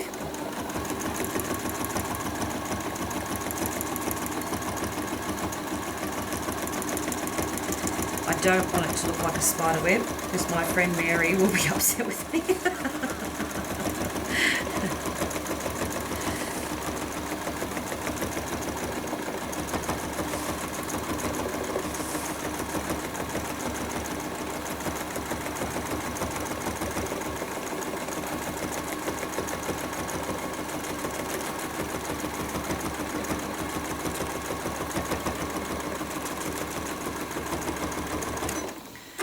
Reposition my hands. Yeah, I think any more than that and I'll have Mary crying.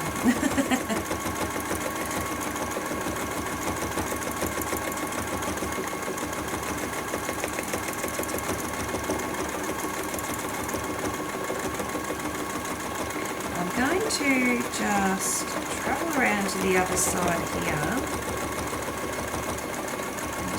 Line in there just because it was a bit puffy. Let's stop. Have a quick look at it. Now it looks like a bat wing. So that's just lines. So I'm okay with that. I'll turn it around so you can see. Might decide to maybe do some more in it maybe later. I'll have a think about it before I go and do any more. Alright, so next one I'm going to do, so I'm going to do the swirls. So swirls are nice and simple. So we start coming out, almost a circle, then come in and then bounce towards the outside of the swirl. And as I get close to where I want to go for the next one, go in. I think it's going to shred again. I can see fluff. No, I see fluff, I think. I'm seeing things. And then I come out. And then out here. Bring it in, a little kick. And again. Kick. I might go in here, do a bit of an echo there, bounce up there.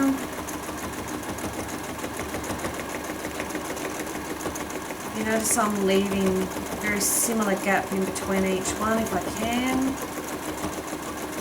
Just keeps it nice and even looking.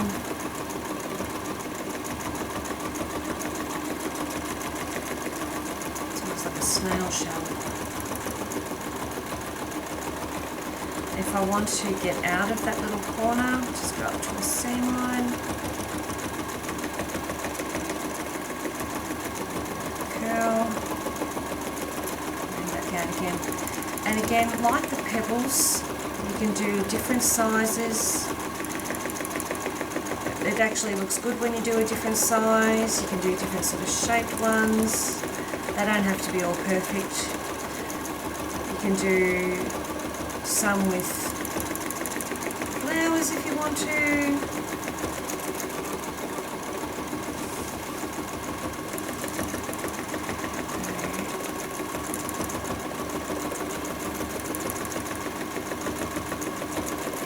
Going there.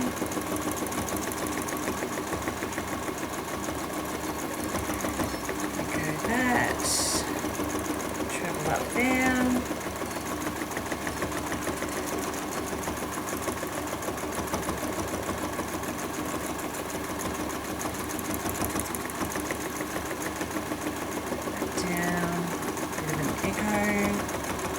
Using my foot as a guide for the size I want between them, like the distance between each line. In, and then on the outer side of that line.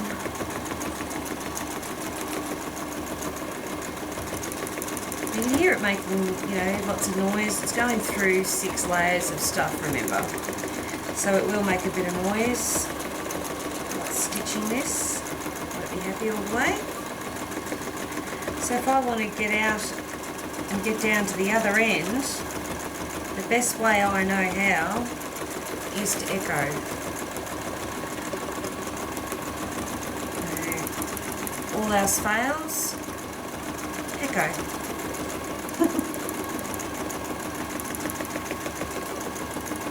And sometimes I'll actually, if you have a look at this one here, I've got one coming over to there, and then I've got this little bit here. I've stopped it at that line, which makes it look like it's behind or over. You can see how that now looks like it's behind this one. Will that go in there, Dot?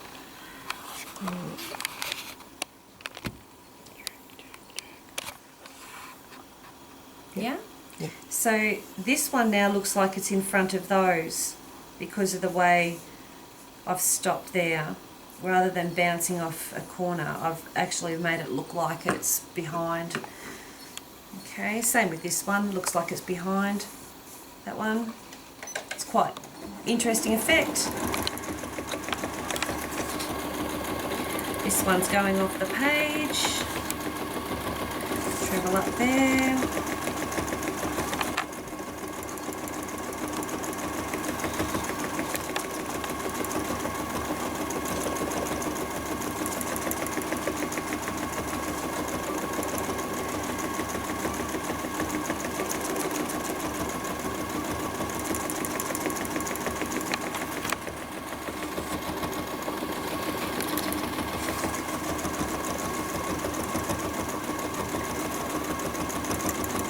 So by stopping at that line and making it look like that swirl is going past that line, it actually looks like it's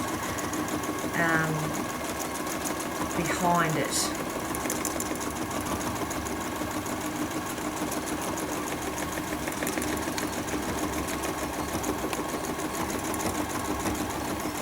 This one, there will be an instruction sheet on how to do it.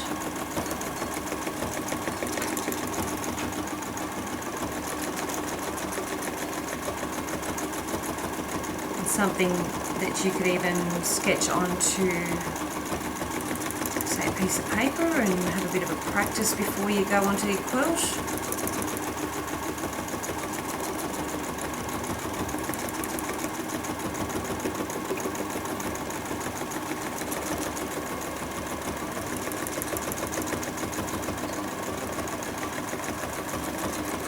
So if I get little areas where I don't know what I'm doing, I just sort of travel on the line I've already stitched to get out,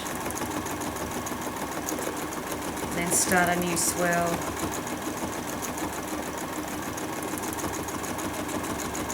And fill up all those little gaps with these lines, so I can fill up across here rather than trying to sneak a little swirl in there. If I put those lines there, it'll look like that previous swirl I just made is going behind the other one.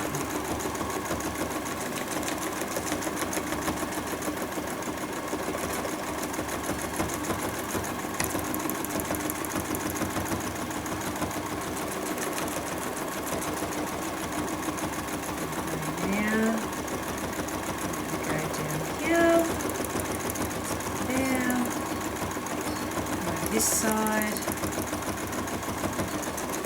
Going, and we'll put one more down. I want to have a quick look at the first couple I started with, make sure that they're in sync. Sometimes you get a bit sidetracked and do things a bit too different.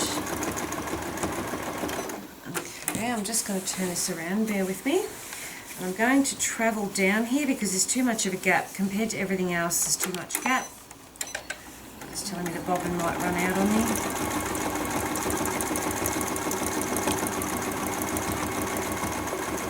So I can echo inside there. Travel all around, just to make sure it all looks like it belongs to each other. Mixes it up enough, they're not perfect, but it mixes it up enough that you can not tell that they're a little bit different. So you can get in nice and close, see how they sort of overlap. Yep.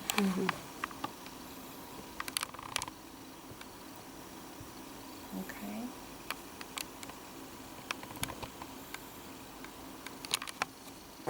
Alrighty. So we'll press pause, I think, and we'll come back. I'm still having to think about this one without making it look like a spider web. I don't know how I'm going to do that, but we'll figure it out. I'll come back to it and we'll see you for the second half of this. Okay, so we're back. We've had a couple of weeks break and we're back to finish off this project. So I'm now in this area where I was going to do a, what do they call it, cross hatching. So I'm just going to grab my little scissors if I can find them. I can grab my big ones.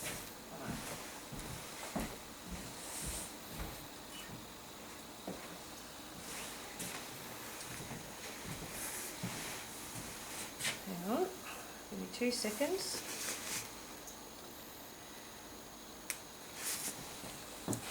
Oh, it's something where it shouldn't be. Alright. So, I've just swapped over for a new pair of gloves because I lost my other ones. So if they're a different colour, that's the reason why. My needle's in the down position and I have my edge of my foot on that line there. And I'm going to run down here. So, and I'm going to just, just telling me that the feed dogs are down.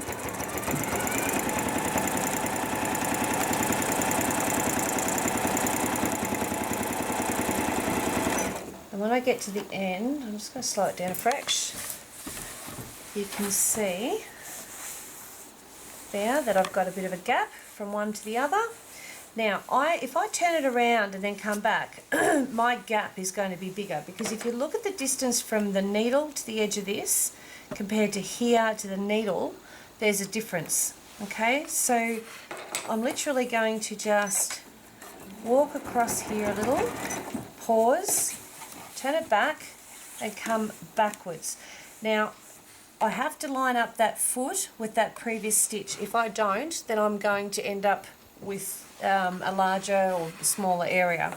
So I'm not too stressed about it being absolutely immaculate because I don't do perfect.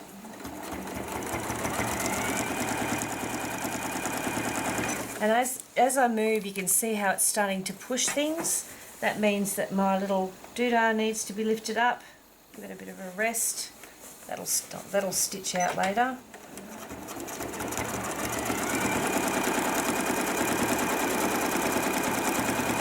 And then just move across,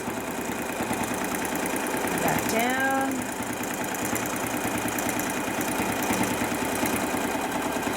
wobbling. Oh, there's my dog in the background, a little bit of a wobble.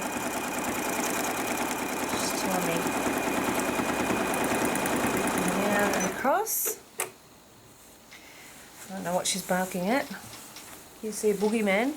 She can. You see a boogeyman, Candy? Stop it. Alright, so just reposition yourself occasionally. Don't stress if your lines get a little bit wonky because, you know, over the whole thing it's going to look quite good.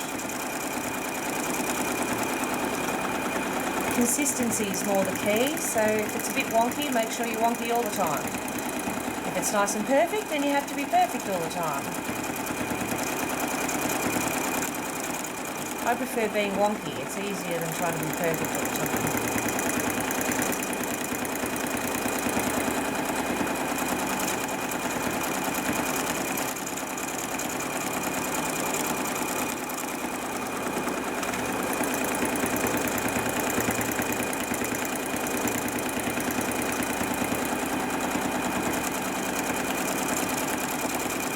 You you can see I've got a little bit further away from the previous line, so that they got a bit bigger, so I've got larger ones and small ones. But like I say, consistently the same.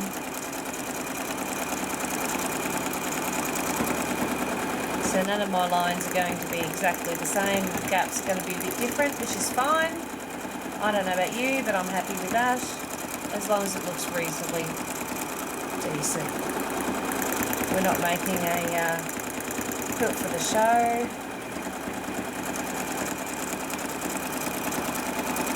I'm just going to stop because I don't know what that is and I want to get it off.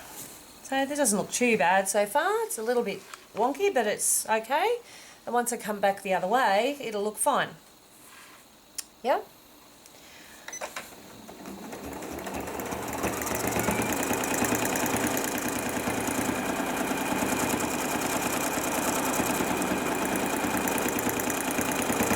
Oopsie daisy, bit of a big one.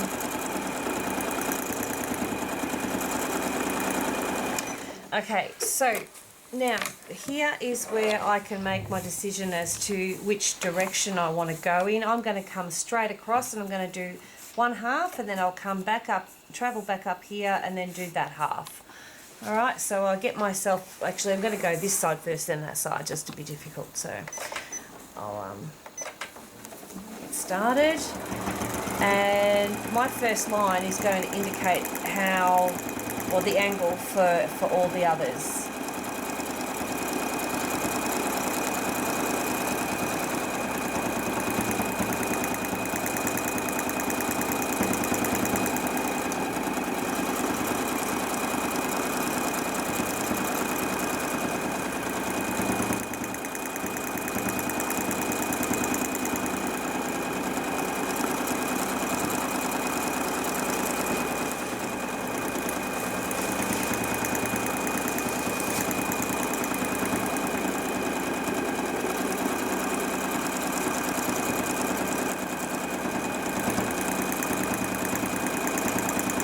Coming up to that little bubbly area, you'll notice in a minute it'll just sort of get stitched into it. Fingers crossed.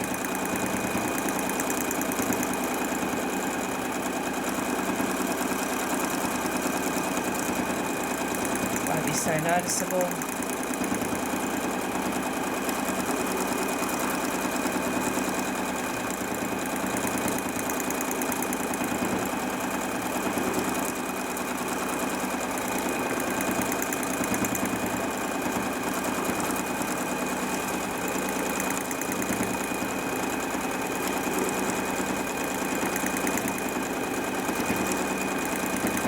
All the way up to the end, and then I'm going to travel back down here.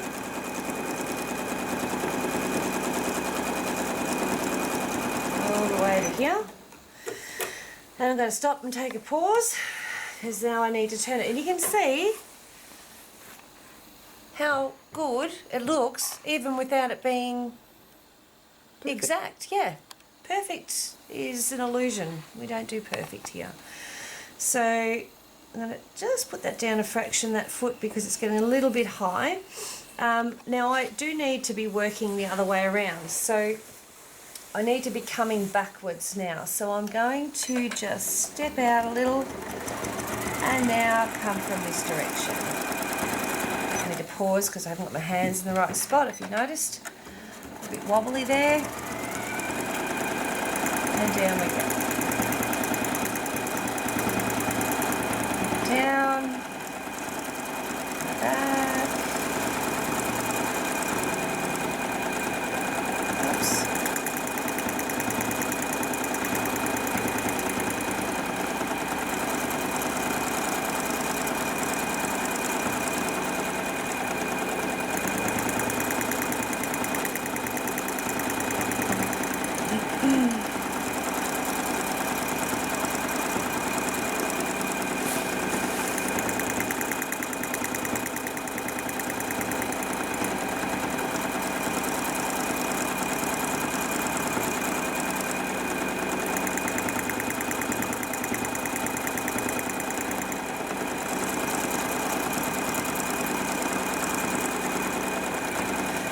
Okay, so I'm going to do this little area first.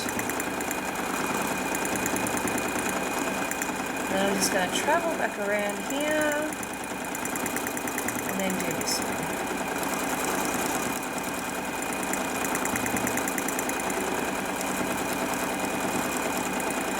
Fluff.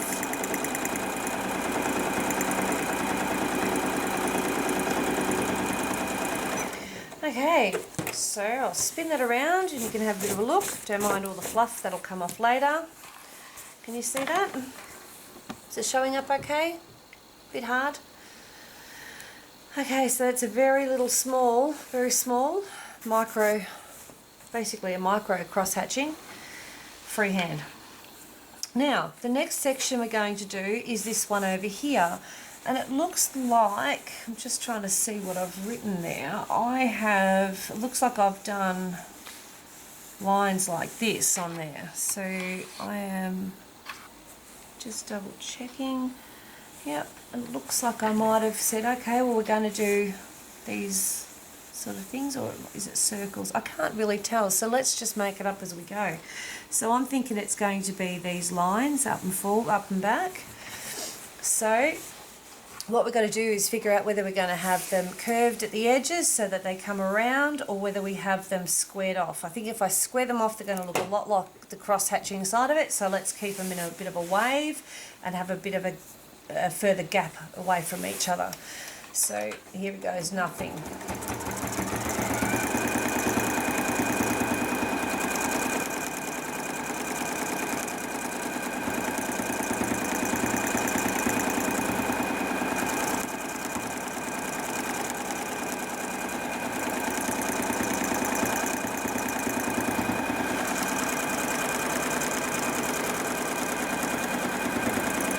And again, I'm sort of guesstimating by using the foot of my machine.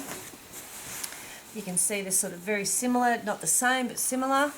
Now, as I'm moving across, it's going to get a bit hard up in there. So because I want to keep the gaps the same, I can't actually turn it around without making adjustments. So I'm just going to keep rolling that side bit up as I move across.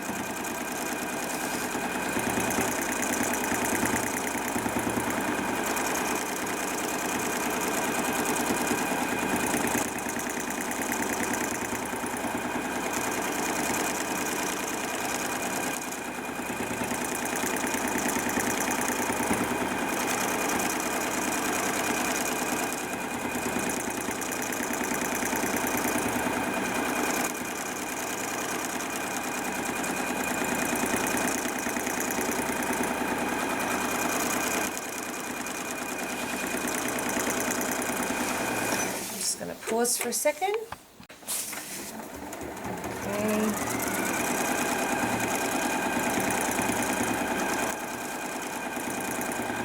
A little bit. Okay, so we've done that one. Now we have two more spots to go. This here looks like I've also done a loopy one, but I think I might make it like a figure eight rather than like straight lines, because otherwise I'm going to have everything in straight lines. So to do the figure eight, I'm actually going to come across on that angle, and I'll just move my, I was going to say cursor then, needle. I've been on the computer too long, I think. The figure eight comes across as you've got to come from behind. So depending on which angle you're going to stop and start at. So if you're thinking about a figure eight, you come up and out and back, right? So if I'm coming from this side, I've got to come out, behind, and then up, like that. Okay? So I'll just travel down a little, come out, behind, then up, behind, out, behind, up, all the way up there, all the way down,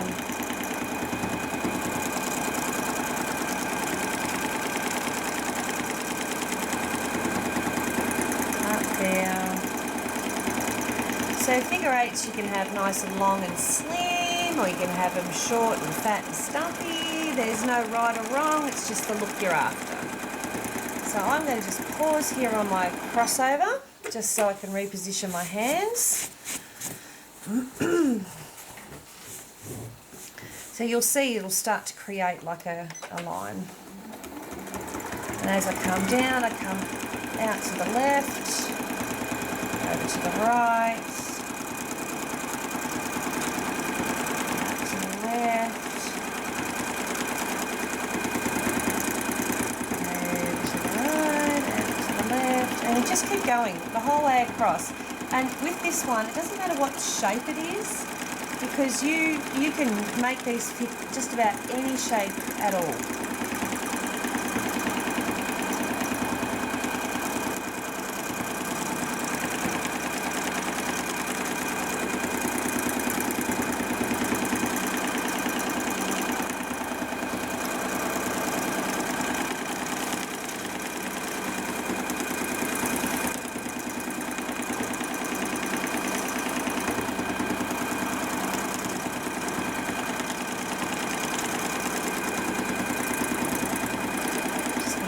So hold there and just reposition.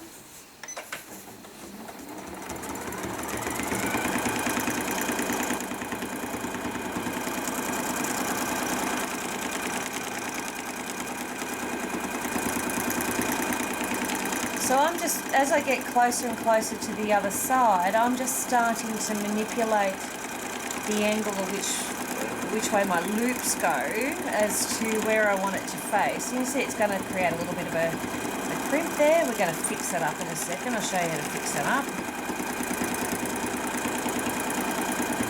Another one. And they're getting smaller now. And I'll show you how to fix up that little hiccup. Alrighty. So before I go any further, I need to fix this up. So let's just stitch this down. Just right on the edge. Right on that edge. And go back up it again. Just to make sure you've got it all.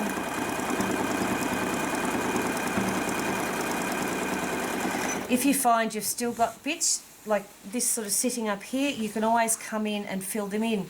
So all in between these, you can fill it in with another line going the other way. So I'll show you what I mean. I'll do some of it and show you what I mean. Being my sample, I get to do this. So you can fill in little zigzags, fill in, fill in, fill in there. This just sort of method comes from the old quilt it to death thing. So if I wanted to, I can come up here, little zigzags, up, back, up, back, up, back. And then back, forth, back, forth, back, forth, back, forth. And that'll actually make those loops stand out a little bit more if you want to zigzag in between these. And you can do them randomly, a couple of them if you like to, just like that.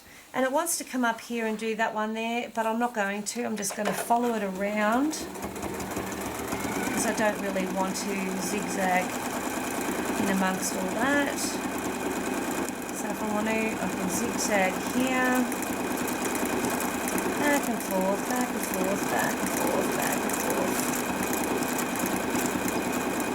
Because you don't really want to colour in your loops. You might want to make them a bit of a feature, so you can quilt it to death in between, and that'll actually create these sort of bubbles on either side all the way across. You can do the loops and make the inside of it stand up. It doesn't really matter. It just sort of depends on what you want it to look like. So I'll come back to that a little bit later and fill in a couple others so that it doesn't look too bad. Or Dottie, do you think I should just do it now? I think you should do it now. All right then. So let's go around here.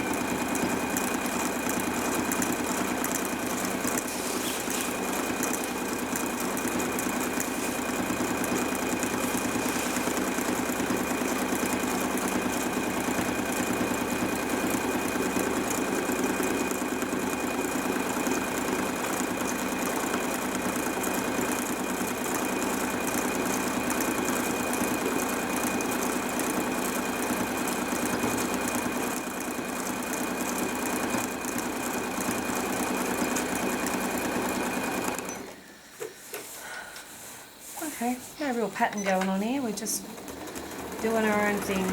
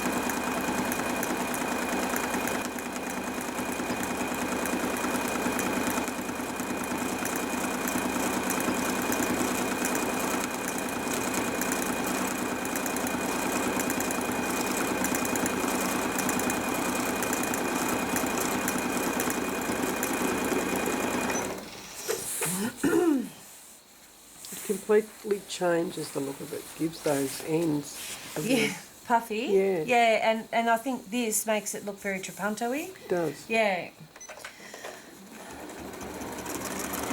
So I've decided I'm going to colour all that in. Because that's what you do when you're halfway through doing something. You change your mind and you just go, yeah, why not? But I'm keeping the stitches sort of semi-long.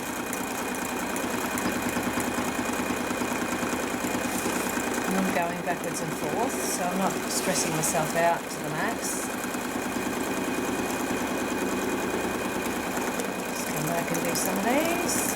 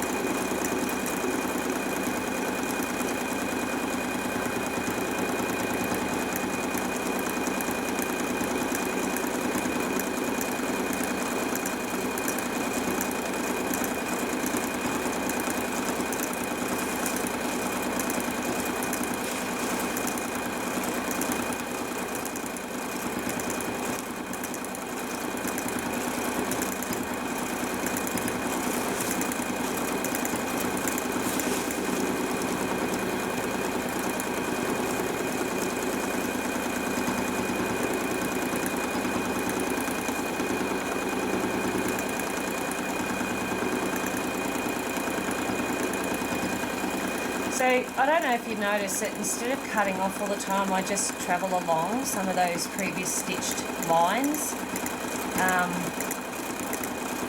Especially when I'm doing art quilts and things like that, rather than, you know, drive myself with cutting off and tying off, I just sort of, I try and start and finish either on the outside of the quilt or in a spot I travel, so I don't have to do all those cut-offs and things like that. There's a lot of textile artists who will do that.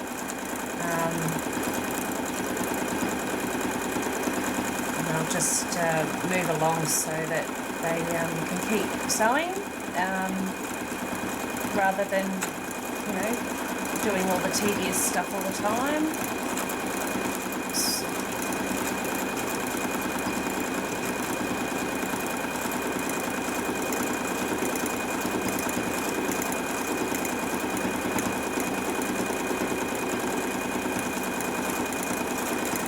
Once you get into a bit of a roll, you just sort of travel on, just keep going.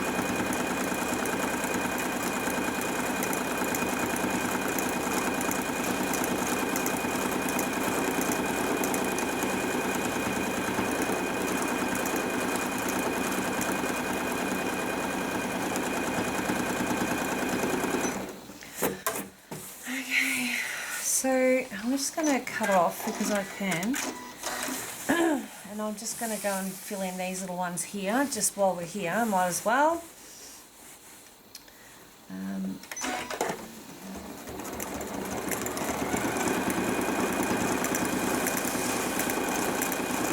that changes the figure 8 into something else completely different, like Dottie said.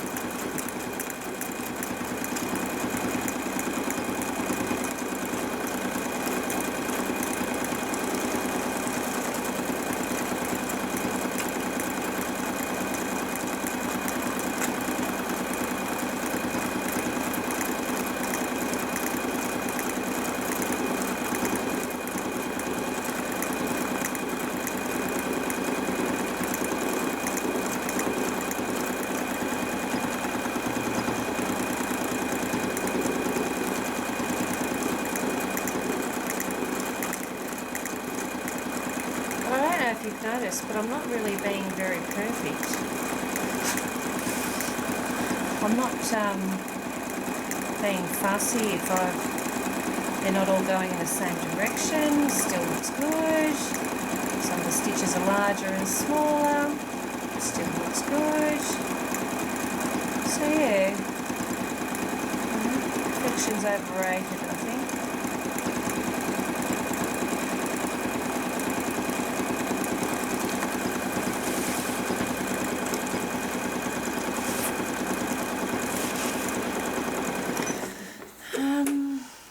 And I seriously think that that one is done. Do you think? Have I missed any, Dottie? You see any? No, it looks pretty good to me. Yep. Alrighty. So that's different again. That. Yeah.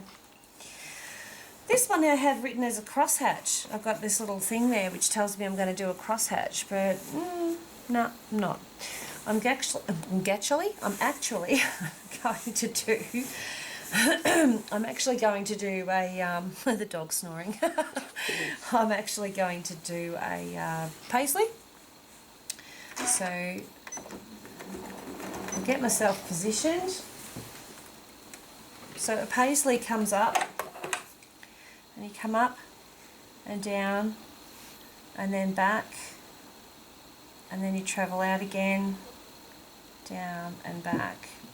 Okay, I could also make them into little flower ones, but I don't think the succulent should have flowery paisleys. I think we'll just do normal paisleys. And you can do larger and smaller. I think it looks really good when you do that. So in, and give them that teardrop shape. Come in, bounce out, there's wadding coming out. And I'm going back a third time, and I'm going to bounce over there to a third time so I can get over here and just fill in this little gap. And then bounce. That look like there's one behind. Just see how I did that? So to make it look like it's going behind something, you come up, straight line, and then come out, and it looks like it's actually going behind that line. So come out, and then make another one. And then we're going to come over here. And we're going to make this one look like it's behind the line. And there's another little one. It's going in the other direction. It's behind this. Behind there. So come down, travel that line, back up. And we might have one coming the other way, just for the sake of it. And we're going to travel that there, back up here, and all the way over here. And I'm just going to come here, it's out, there. Now if I travel along that line, it looks like it comes out from behind that previous one. Travel along that line, they look like they're coming out from the one behind.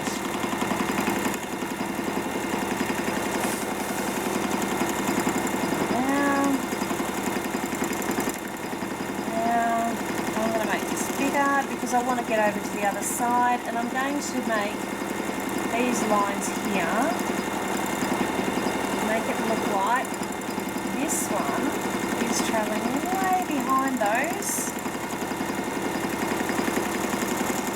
Come out.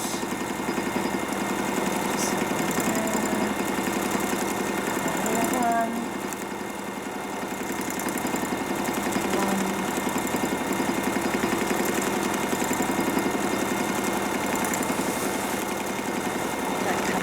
Like it's behind that line. See how it looks like now it's behind that line.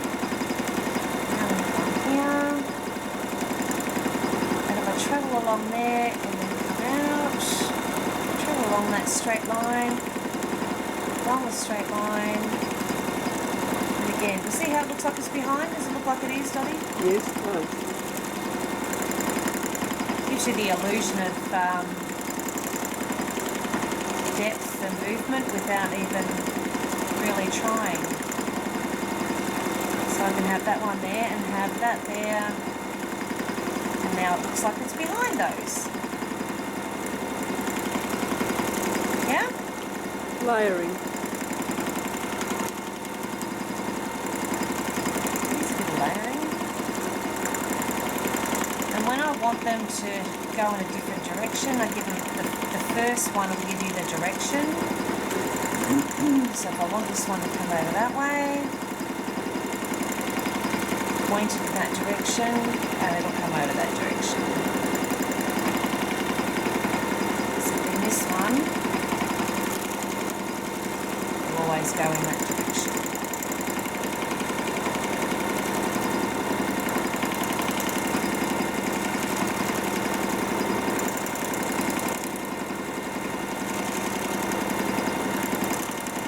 It's down, travel, up, travel, down, travel, up, travel. And you can do that as many times as you like to make it look as big as you want it to be. See how that one looks big now, even though it's only half the paisley. So then this one, we can fill up this area. That one there, come around here. And again, I'm just travelling on the same lines I've already stitched. And have a little one come out from this side. And then fill up that gap. Just make it a little bit bigger, and then we're going to come in and go around here. Because I really want to start getting down the other end, so I'm just slowly building up to get down there. See, and there I am. This is a half one, so you can see it goes up.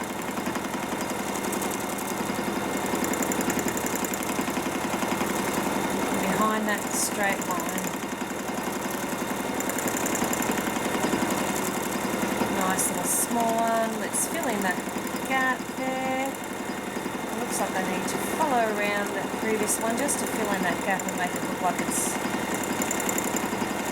purposely filled. You can see, just press stop. You can see this gap here.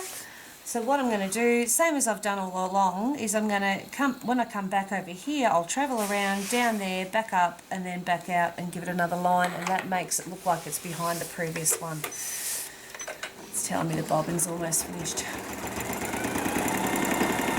I reckon we can get a little bit out. No, it's absolutely gone, so I'll just cut off and I'll just refill. Give me 2 seconds. Alright, bobbin's filled. Over here, down there and back to where you were. Move up a little bit each time. Now go up, across, down that straight line, down that line, down that straight line, and travel back up where you already have. And we just want to add a couple extra lines so it matches the other side. And we're going to come in from this way. Bump this out.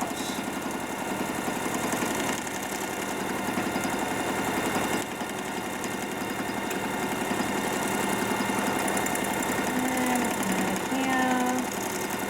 I'm starting to run out of fabric to hold on to.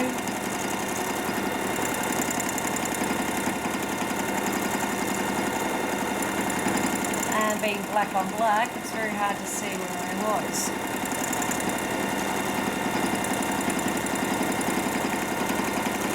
Sometimes when I get to this point, I get tired of doing what I'm doing, so then I just echo,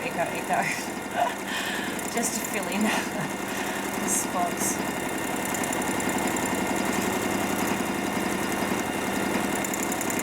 So down,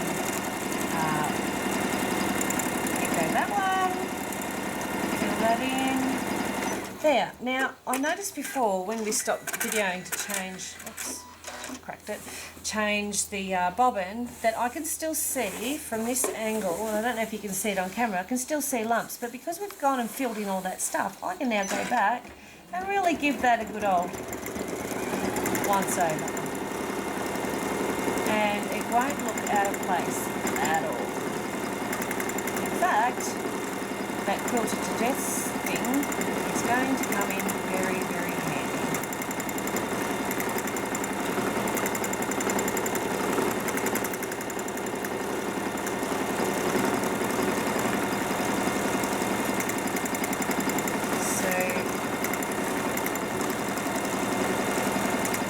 Back and forth until I filled it all in, just like colouring in.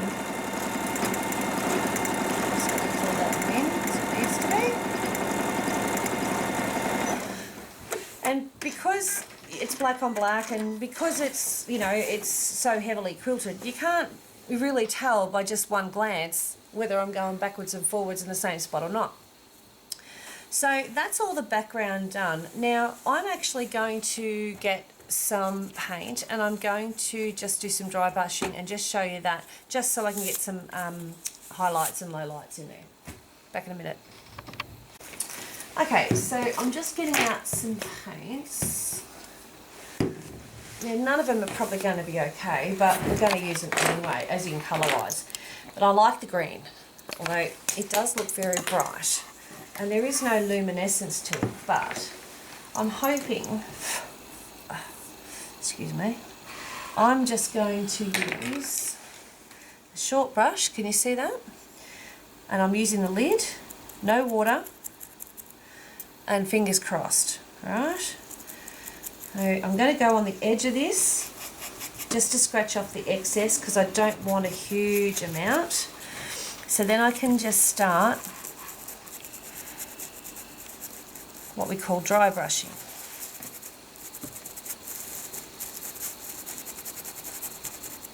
So if I wanted it to be in the burgundy tones, I could also do that. I could add it in as well as what I'm doing now. There's no reason why not. So it's a bit of scratch thing, but just make sure you take off the excess, otherwise you flat out paint it and you might as well not bleach. Okay, so just getting in some of those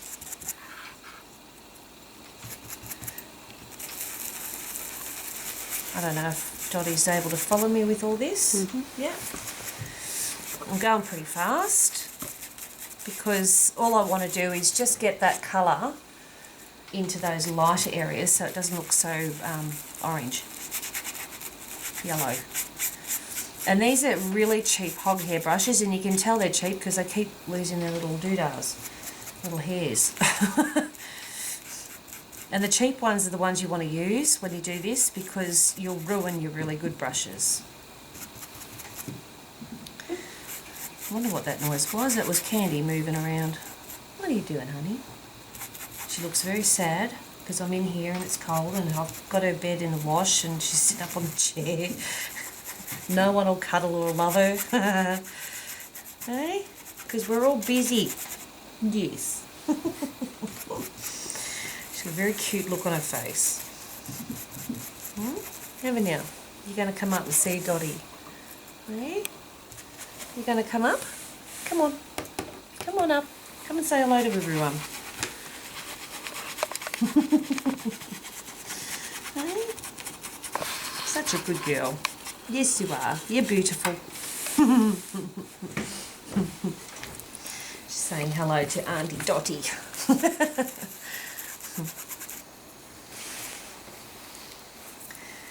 So there's no paint palette or anything like. I'm really just using, and which is all right for me because they're my paints and I can use them, you know, any which way I like. If I was in a class situation, I would probably, you know, put out a bit of paint for everyone so that they can just have a little bit on a tray rather than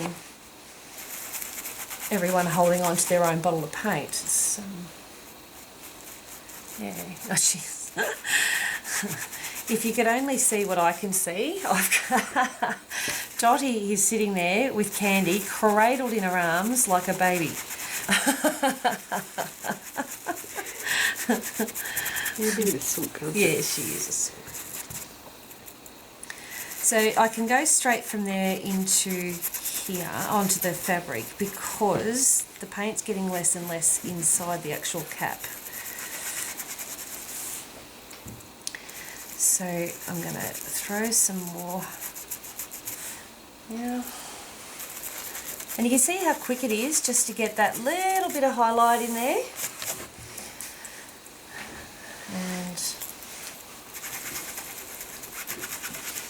And you've got to work fairly quick.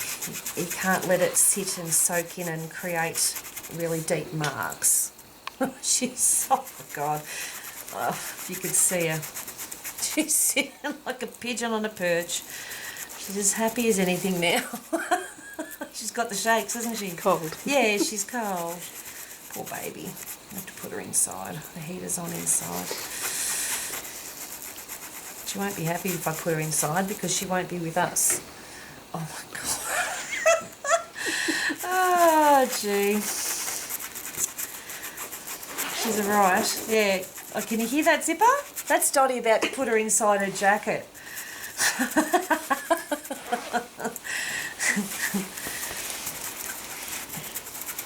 Jacket's not big enough for bucket. Jacket's not big. I'm just about out of paint on there. So what I don't do is dip my brush in the actual paint thing, like, because that's how you contaminate your paint. So what you do is you put the lid back on, and I don't know if you can see it, and you give it a shake. A bit harder than that, maybe we'll tap it. It's a bit thicker, this paint. And there it is on the lid again, alright? But again, because it's so thick, now I have to test it again and see how bright it was, just fluoro.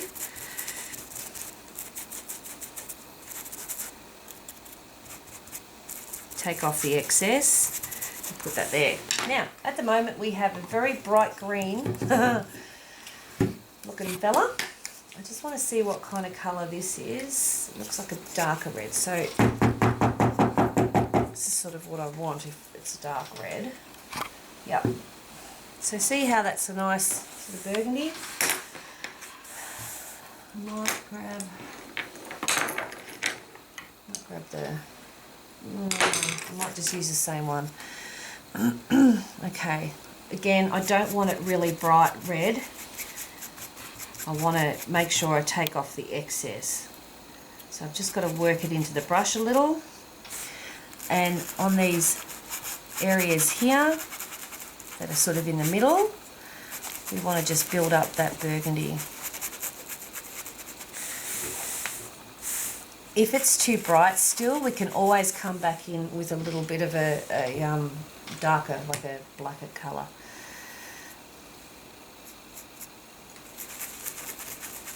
But I'm not really going up near the ends so much, and I'm sort of staying near the middle, the ends of the petals. I've got it all over my fingers already.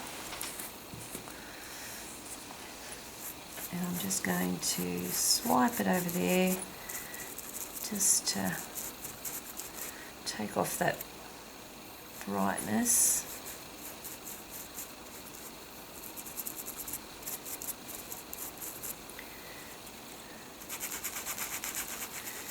And we also don't want it looking like a lipstick red either. You know, you want to try and calm it down a little.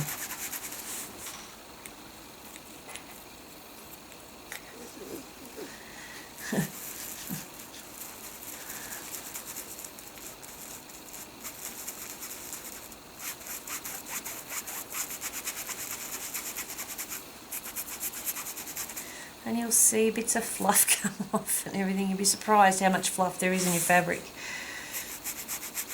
See how that went on heavy? It's because I didn't wipe it off quick enough, so just got to work it in really quickly. Spread it around.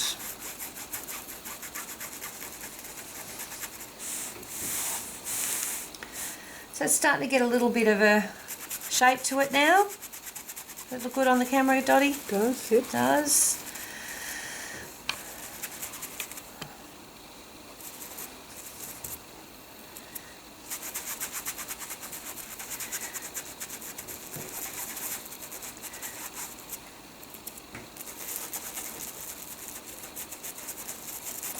So the paint I'm using, this is a fabric ink, and this is called Crimson, and it's called Fabric Creations is the name of the brand, if you're interested in what I'm using. And the other one is the same brand, but it's called Lime.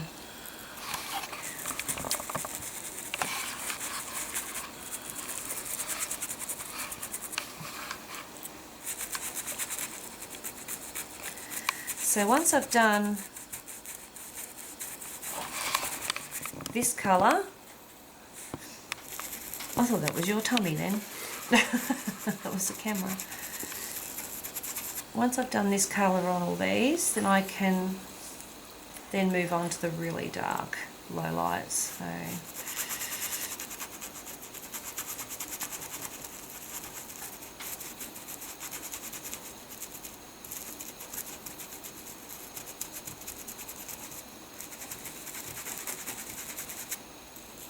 really try and work that paint out of the brush before you go adding more paint on.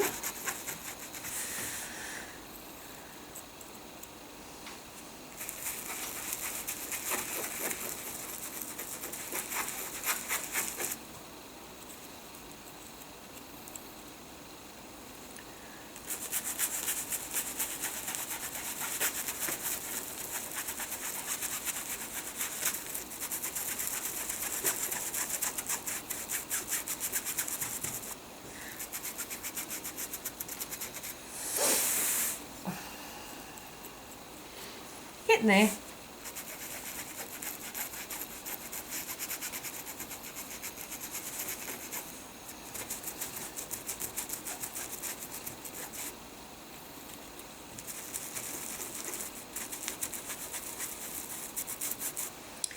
Alright, so going on to the next colour, which, believe it or not, is going to be a black. I don't use a lot of black in things. Very rarely, actually. Oops, bit of a runny thing. In saying that, I'm even going to use, I don't use much in this either. So the idea is to really, oops, got a goober on there, is to really just work on those areas that need it, where you didn't quite make it with the bleaching. So you took too much colour out.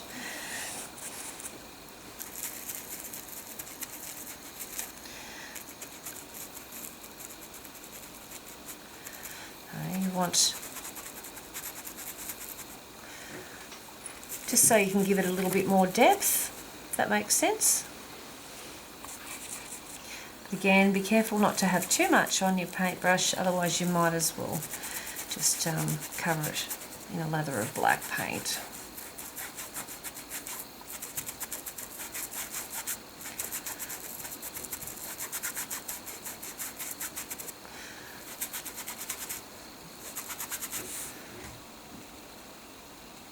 Alright, so far so good? Looks good. Looks good, yeah. Yeah, you must tell me. I can't see sometimes because I'm too close to it, so sometimes I don't see it until I take a photo of it and, you know, check it from another point of view.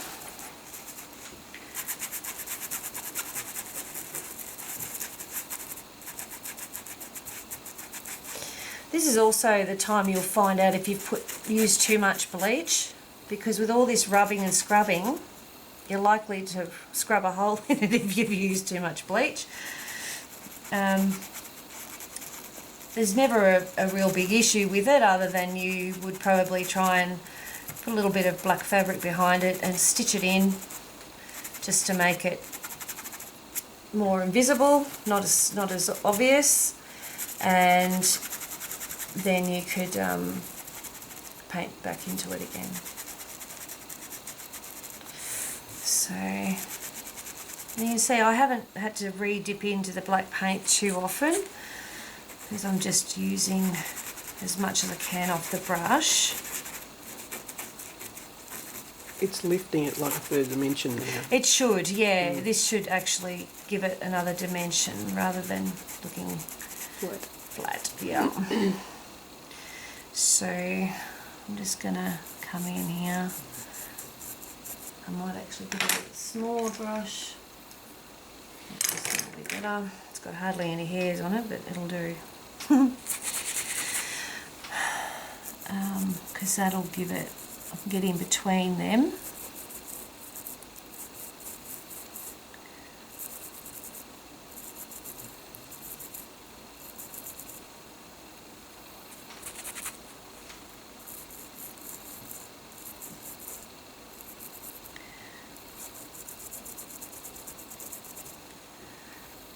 Alright, so I'm sort of liking that look, but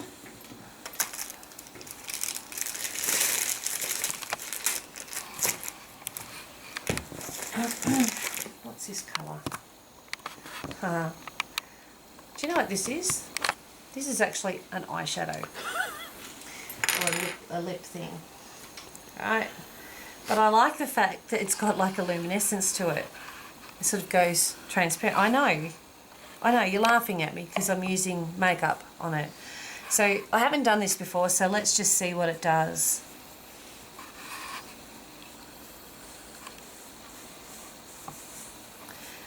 Yeah, I'm sort of liking that. What do you think? The camera's not really picking it up. It probably won't, yeah, because it's quite soft. Candy is running away. So it's like having eyeshadow on you. It's not picking it up? Yeah, it is. It is now? So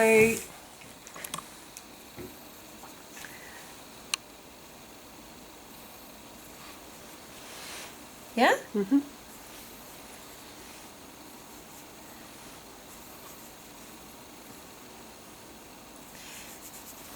This is what art's all about, isn't it?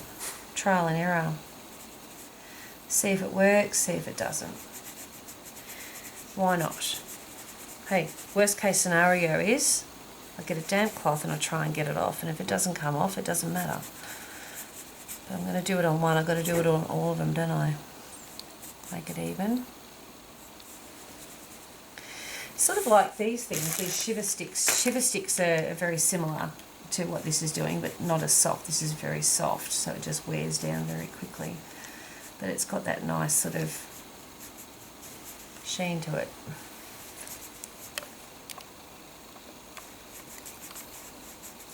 You probably don't want to get it on your black though, unless you're going to use it to make something stand out.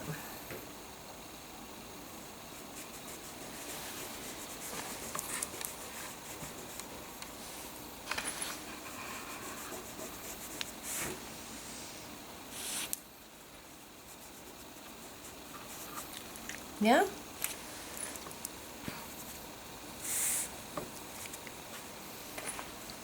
And you'll blend that even further when you start stitching. I'm not going to stitch any more on that, Dottie. Aren't you? I am not, actually. Oh, I'm okay. going to leave that one to do its own thing. So, but what I want to do is show you shiver sticks. So shiver sticks sort of have this, they're like a, almost like a, I don't know, it's like a paint. So can you see? Too far down. Yeah? So you can shave it off, or you can use it directly on. So, you know, you can actually, like, oh, you got it? I say that before I actually do anything. You've got to actually take, it's like a paint. So you've got to take the first layer off, and then you expose the paint. So you can see the paint. See how it's like paint? So then you've got that green. Right? So if I was to touch this on here, which I can't because I haven't cut it on an angle, I've got it everywhere. Hang on, let me cut it on an angle. I'm just using the scissor to cut off a bit of a corner. So I've got that corner free. So if I wanted to, I can add a green look to it. Yeah? With the shiver stick, and it creates the same look, funny enough, as what the eyeshadow did. The other one too is you can actually use it on your stitching. Like if you want your stitching to stand out, Dottie will probably go, no, don't do it. But if you want your stitching to stand out, you can then rub it over the stitching, like very, very easily. So I'll turn it over because you can see the back, right? So if I was to do this, then all of a sudden you can see all that stitching. Look at it. Look. So all the bubbles will stand out. How cool is that? Looks good, doesn't it? So that's using the shiver stick. So I think I actually, yeah, I did. I opened that one side. So if I do that, look at that. How cool is it? You want to do it on the other side? No?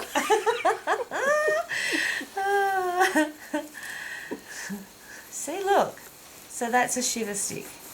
And there's so many things you can do with it. So many things. But there you go. How cool is that? Dottie's now given up on me and playing with the dog. But let me show you something else. Because they come in a couple of different colours. Don't ask me where to get them from, I've got no idea. Actually, I think Lisa Walton might sell them online, actually, by pure chance. Look, now I've got the mauve coming in. Look at that, baby. Can you imagine doing like something oceanic and you've already done all the painting, all the stitching, and now you're going to add in your... Yes, that's very pretty. It is, isn't it? I like that. That is nice. So now you like it. It's much brighter what I'm seeing here Yeah. than what it actually is Okay. on the fabric. So it doesn't show up as... It shows up brighter on the camera. Yeah. It's probably reflecting the light. So I'll just get this one and then put in the next colour. Look at that.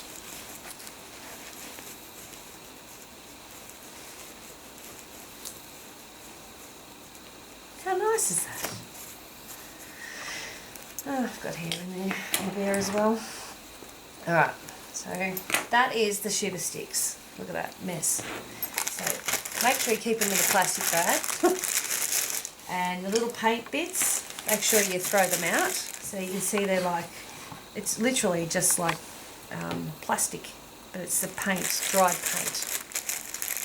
So you don't have to treat that, that will stay, it To sets, set it, you iron it. Yep. Yep. Yep. not So- straight on your iron. No, we would use a mat in between. Get it on your fingers, just rub it off on your fabric. Alrighty, now because Dottie doesn't want any more on there, I won't go adding on anymore. But I think I'm pretty much done. If I really wanted to add more thread work and stuff like that, I could, but I do like the puffiness of this one. So like I showed you on the sunflower, so Dottie, if you want to throw me over the sunflower, this sunflower. So I haven't quilted the outside of this, and I don't have to, just to show you what I'm talking about. Here's your leaves and all that sort of thing. If you don't want to actually,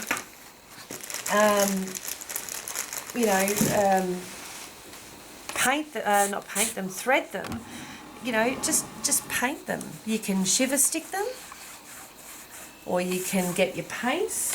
You can do one of three, you can paint them heavy if you want to, or you can dry brush it like I did before. And, get the excess off and dry brush it. Work it in. I've got a bit of black on that paint, but it doesn't matter. That paintbrush, sorry. So, you can do anything you want with them, or the other way of doing it is getting a proper paintbrush. Actually, is that? That's blood orange. This is what I want. Yellow and orange. Let's go here. So you can put in your extra colours here. If you haven't got enough colour in from your painting, what you were doing, last time when you did it, get a proper paintbrush. If I can find one, which I don't think I have one here. They're pretty cruddy sort of paintbrushes. I'll just trim it up. It's having a haircut because it's too long. You'll be laughing at me now.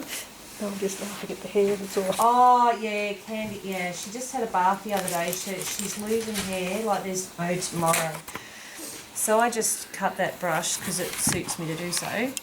But you can colour it in. It's up to you what you want it to look like. If you want it to have more of the bleach look to it, or you prefer it to have more of the paint look to it, you can have a combination of both. Candy is so naughty. Yes, you are. Are you naughty? Yes, you are. Oh, thank you for the kisses. So, again, the more paint you put on, the less of your bleach you'll see. You can hear, I can hear her in the back. See how if I don't work that paint off, I end up with it everywhere? So you know how I was working on the side to get the excess off like that? And when I didn't, I end up with it everywhere. I've done the stitching. If you want to, paint over the top of the stitching. It doesn't matter, because it's all relevant as to what you want it to look like. If you want it to look more yellow, add yellow to it over the top of the orange. It just gives it more texture. Yeah? Over the top of that purpley colour, why not? Experiment with what you've got to see what it looks like. You might go all the way down that to each and every one of those. Then you do one and you go, yeah, no, I like that. And you might go, no, I don't like that. Get a damp cloth, wipe it off real quickly and go to the next one. You might decide to make them purple. Do you reckon we have purple sunflowers? You might decide to throw in some of the shiver sticks and really pick up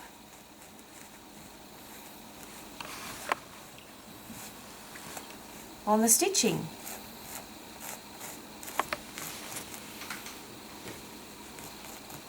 You know, it's entirely up to yourself as to what you want it to look like.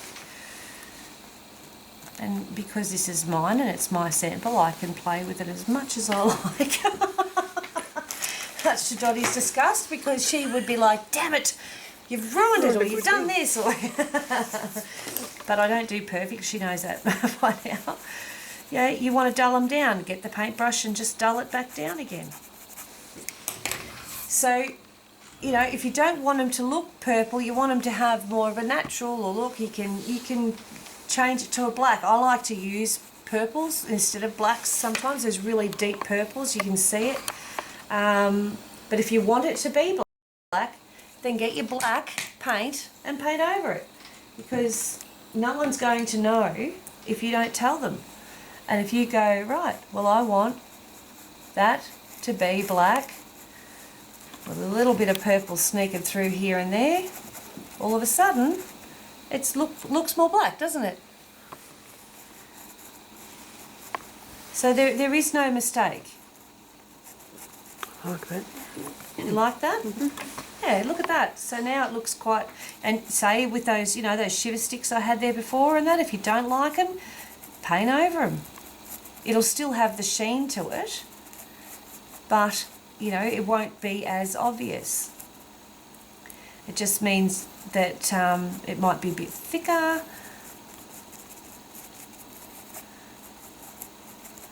You know, and then all of a sudden it's starting to look different again. Same here. Just so you've got, it's almost like having a variegated thread without the variegation. So, you know, get your burgundy. Get your burgundy and fill up the next spot. So instead of it being the orange, you've got the burgundy. And then you can work your yellow into it, and then it'll turn into like a yellowy orange. You know what I mean? See? Same sort of thing as what I was saying before. But with the last one, I think I worked from the light to the dark. With this one, I'm working dark to light. Preferably with these, I like to work from the light down to the dark, because once I get the dark on these brushes and that, it's very hard to get it off. So I tend to do it that way. So there, you know, what Dottie saw before with that green and everything, it's pretty much gone, yeah? Yep. And all of a sudden it looks like your sunflower again. See, you can't ruin it. You cannot ruin it. Get a little bit of a scratch here and there. Work that paint in to make it work for you.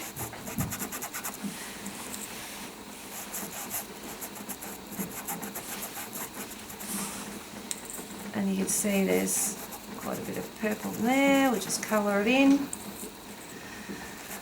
This one up here. If you get too much paint, just scratch it into the next one. And the beauty with these darker colours is that if you get it on your black, you don't actually see it. Right? So whereas the light colours you do. So the darker colours you don't have to be as precious with. The light colours you do have to be a little bit more precious.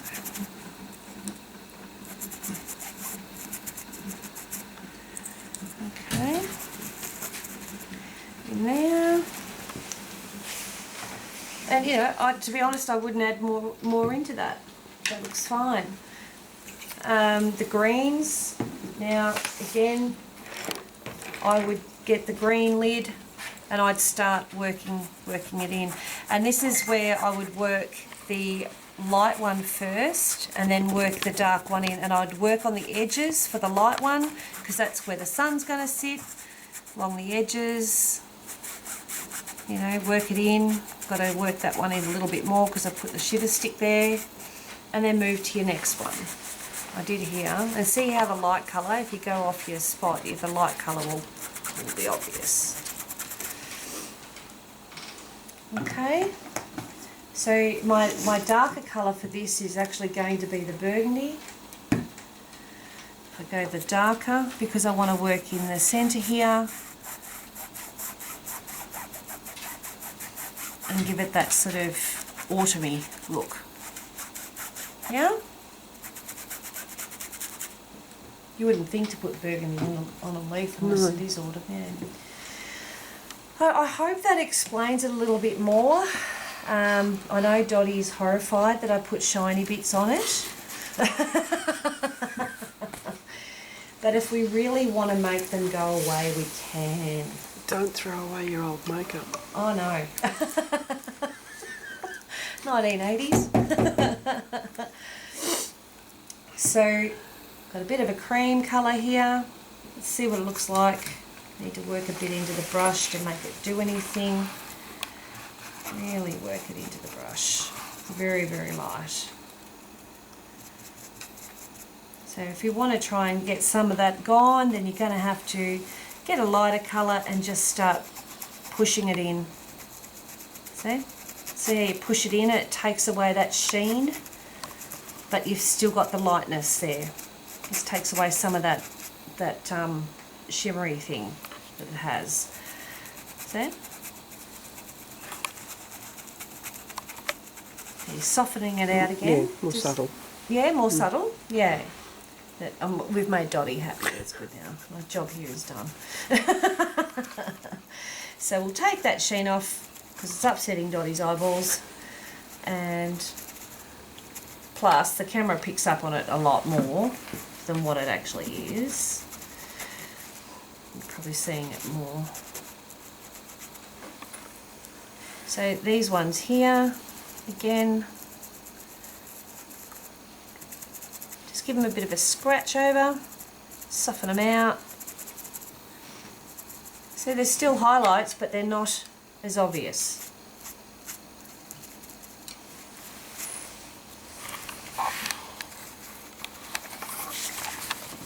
Nothing wrong with a bit of green in the petals.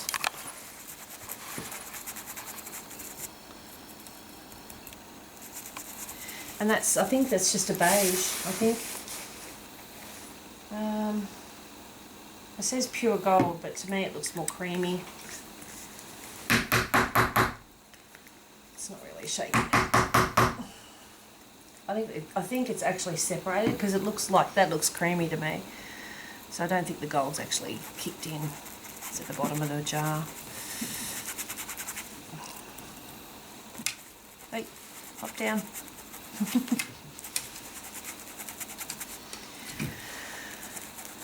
And the beauty of this is you don't need water because there's no wetting it or anything. You're literally just scratching paint on and off, changing your colours, changing the way you're doing it.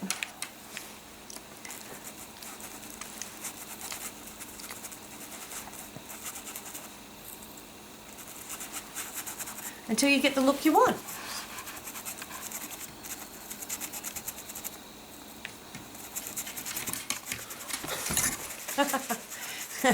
Candy's popped up on Dottie's knee again, if you're wondering what that noise was. Alrighty, so that's a little bit softer. You can see the gold's separated in the bottom. You see the colour. There it is there. That's what's happened there. Alright, so I'm happy with that. It's got little bits of fluff all over it, but that's okay. Hang on, I can't do it with the dog. Hang on. Come here, doggy. Sit there, Candy. So, yeah, nice.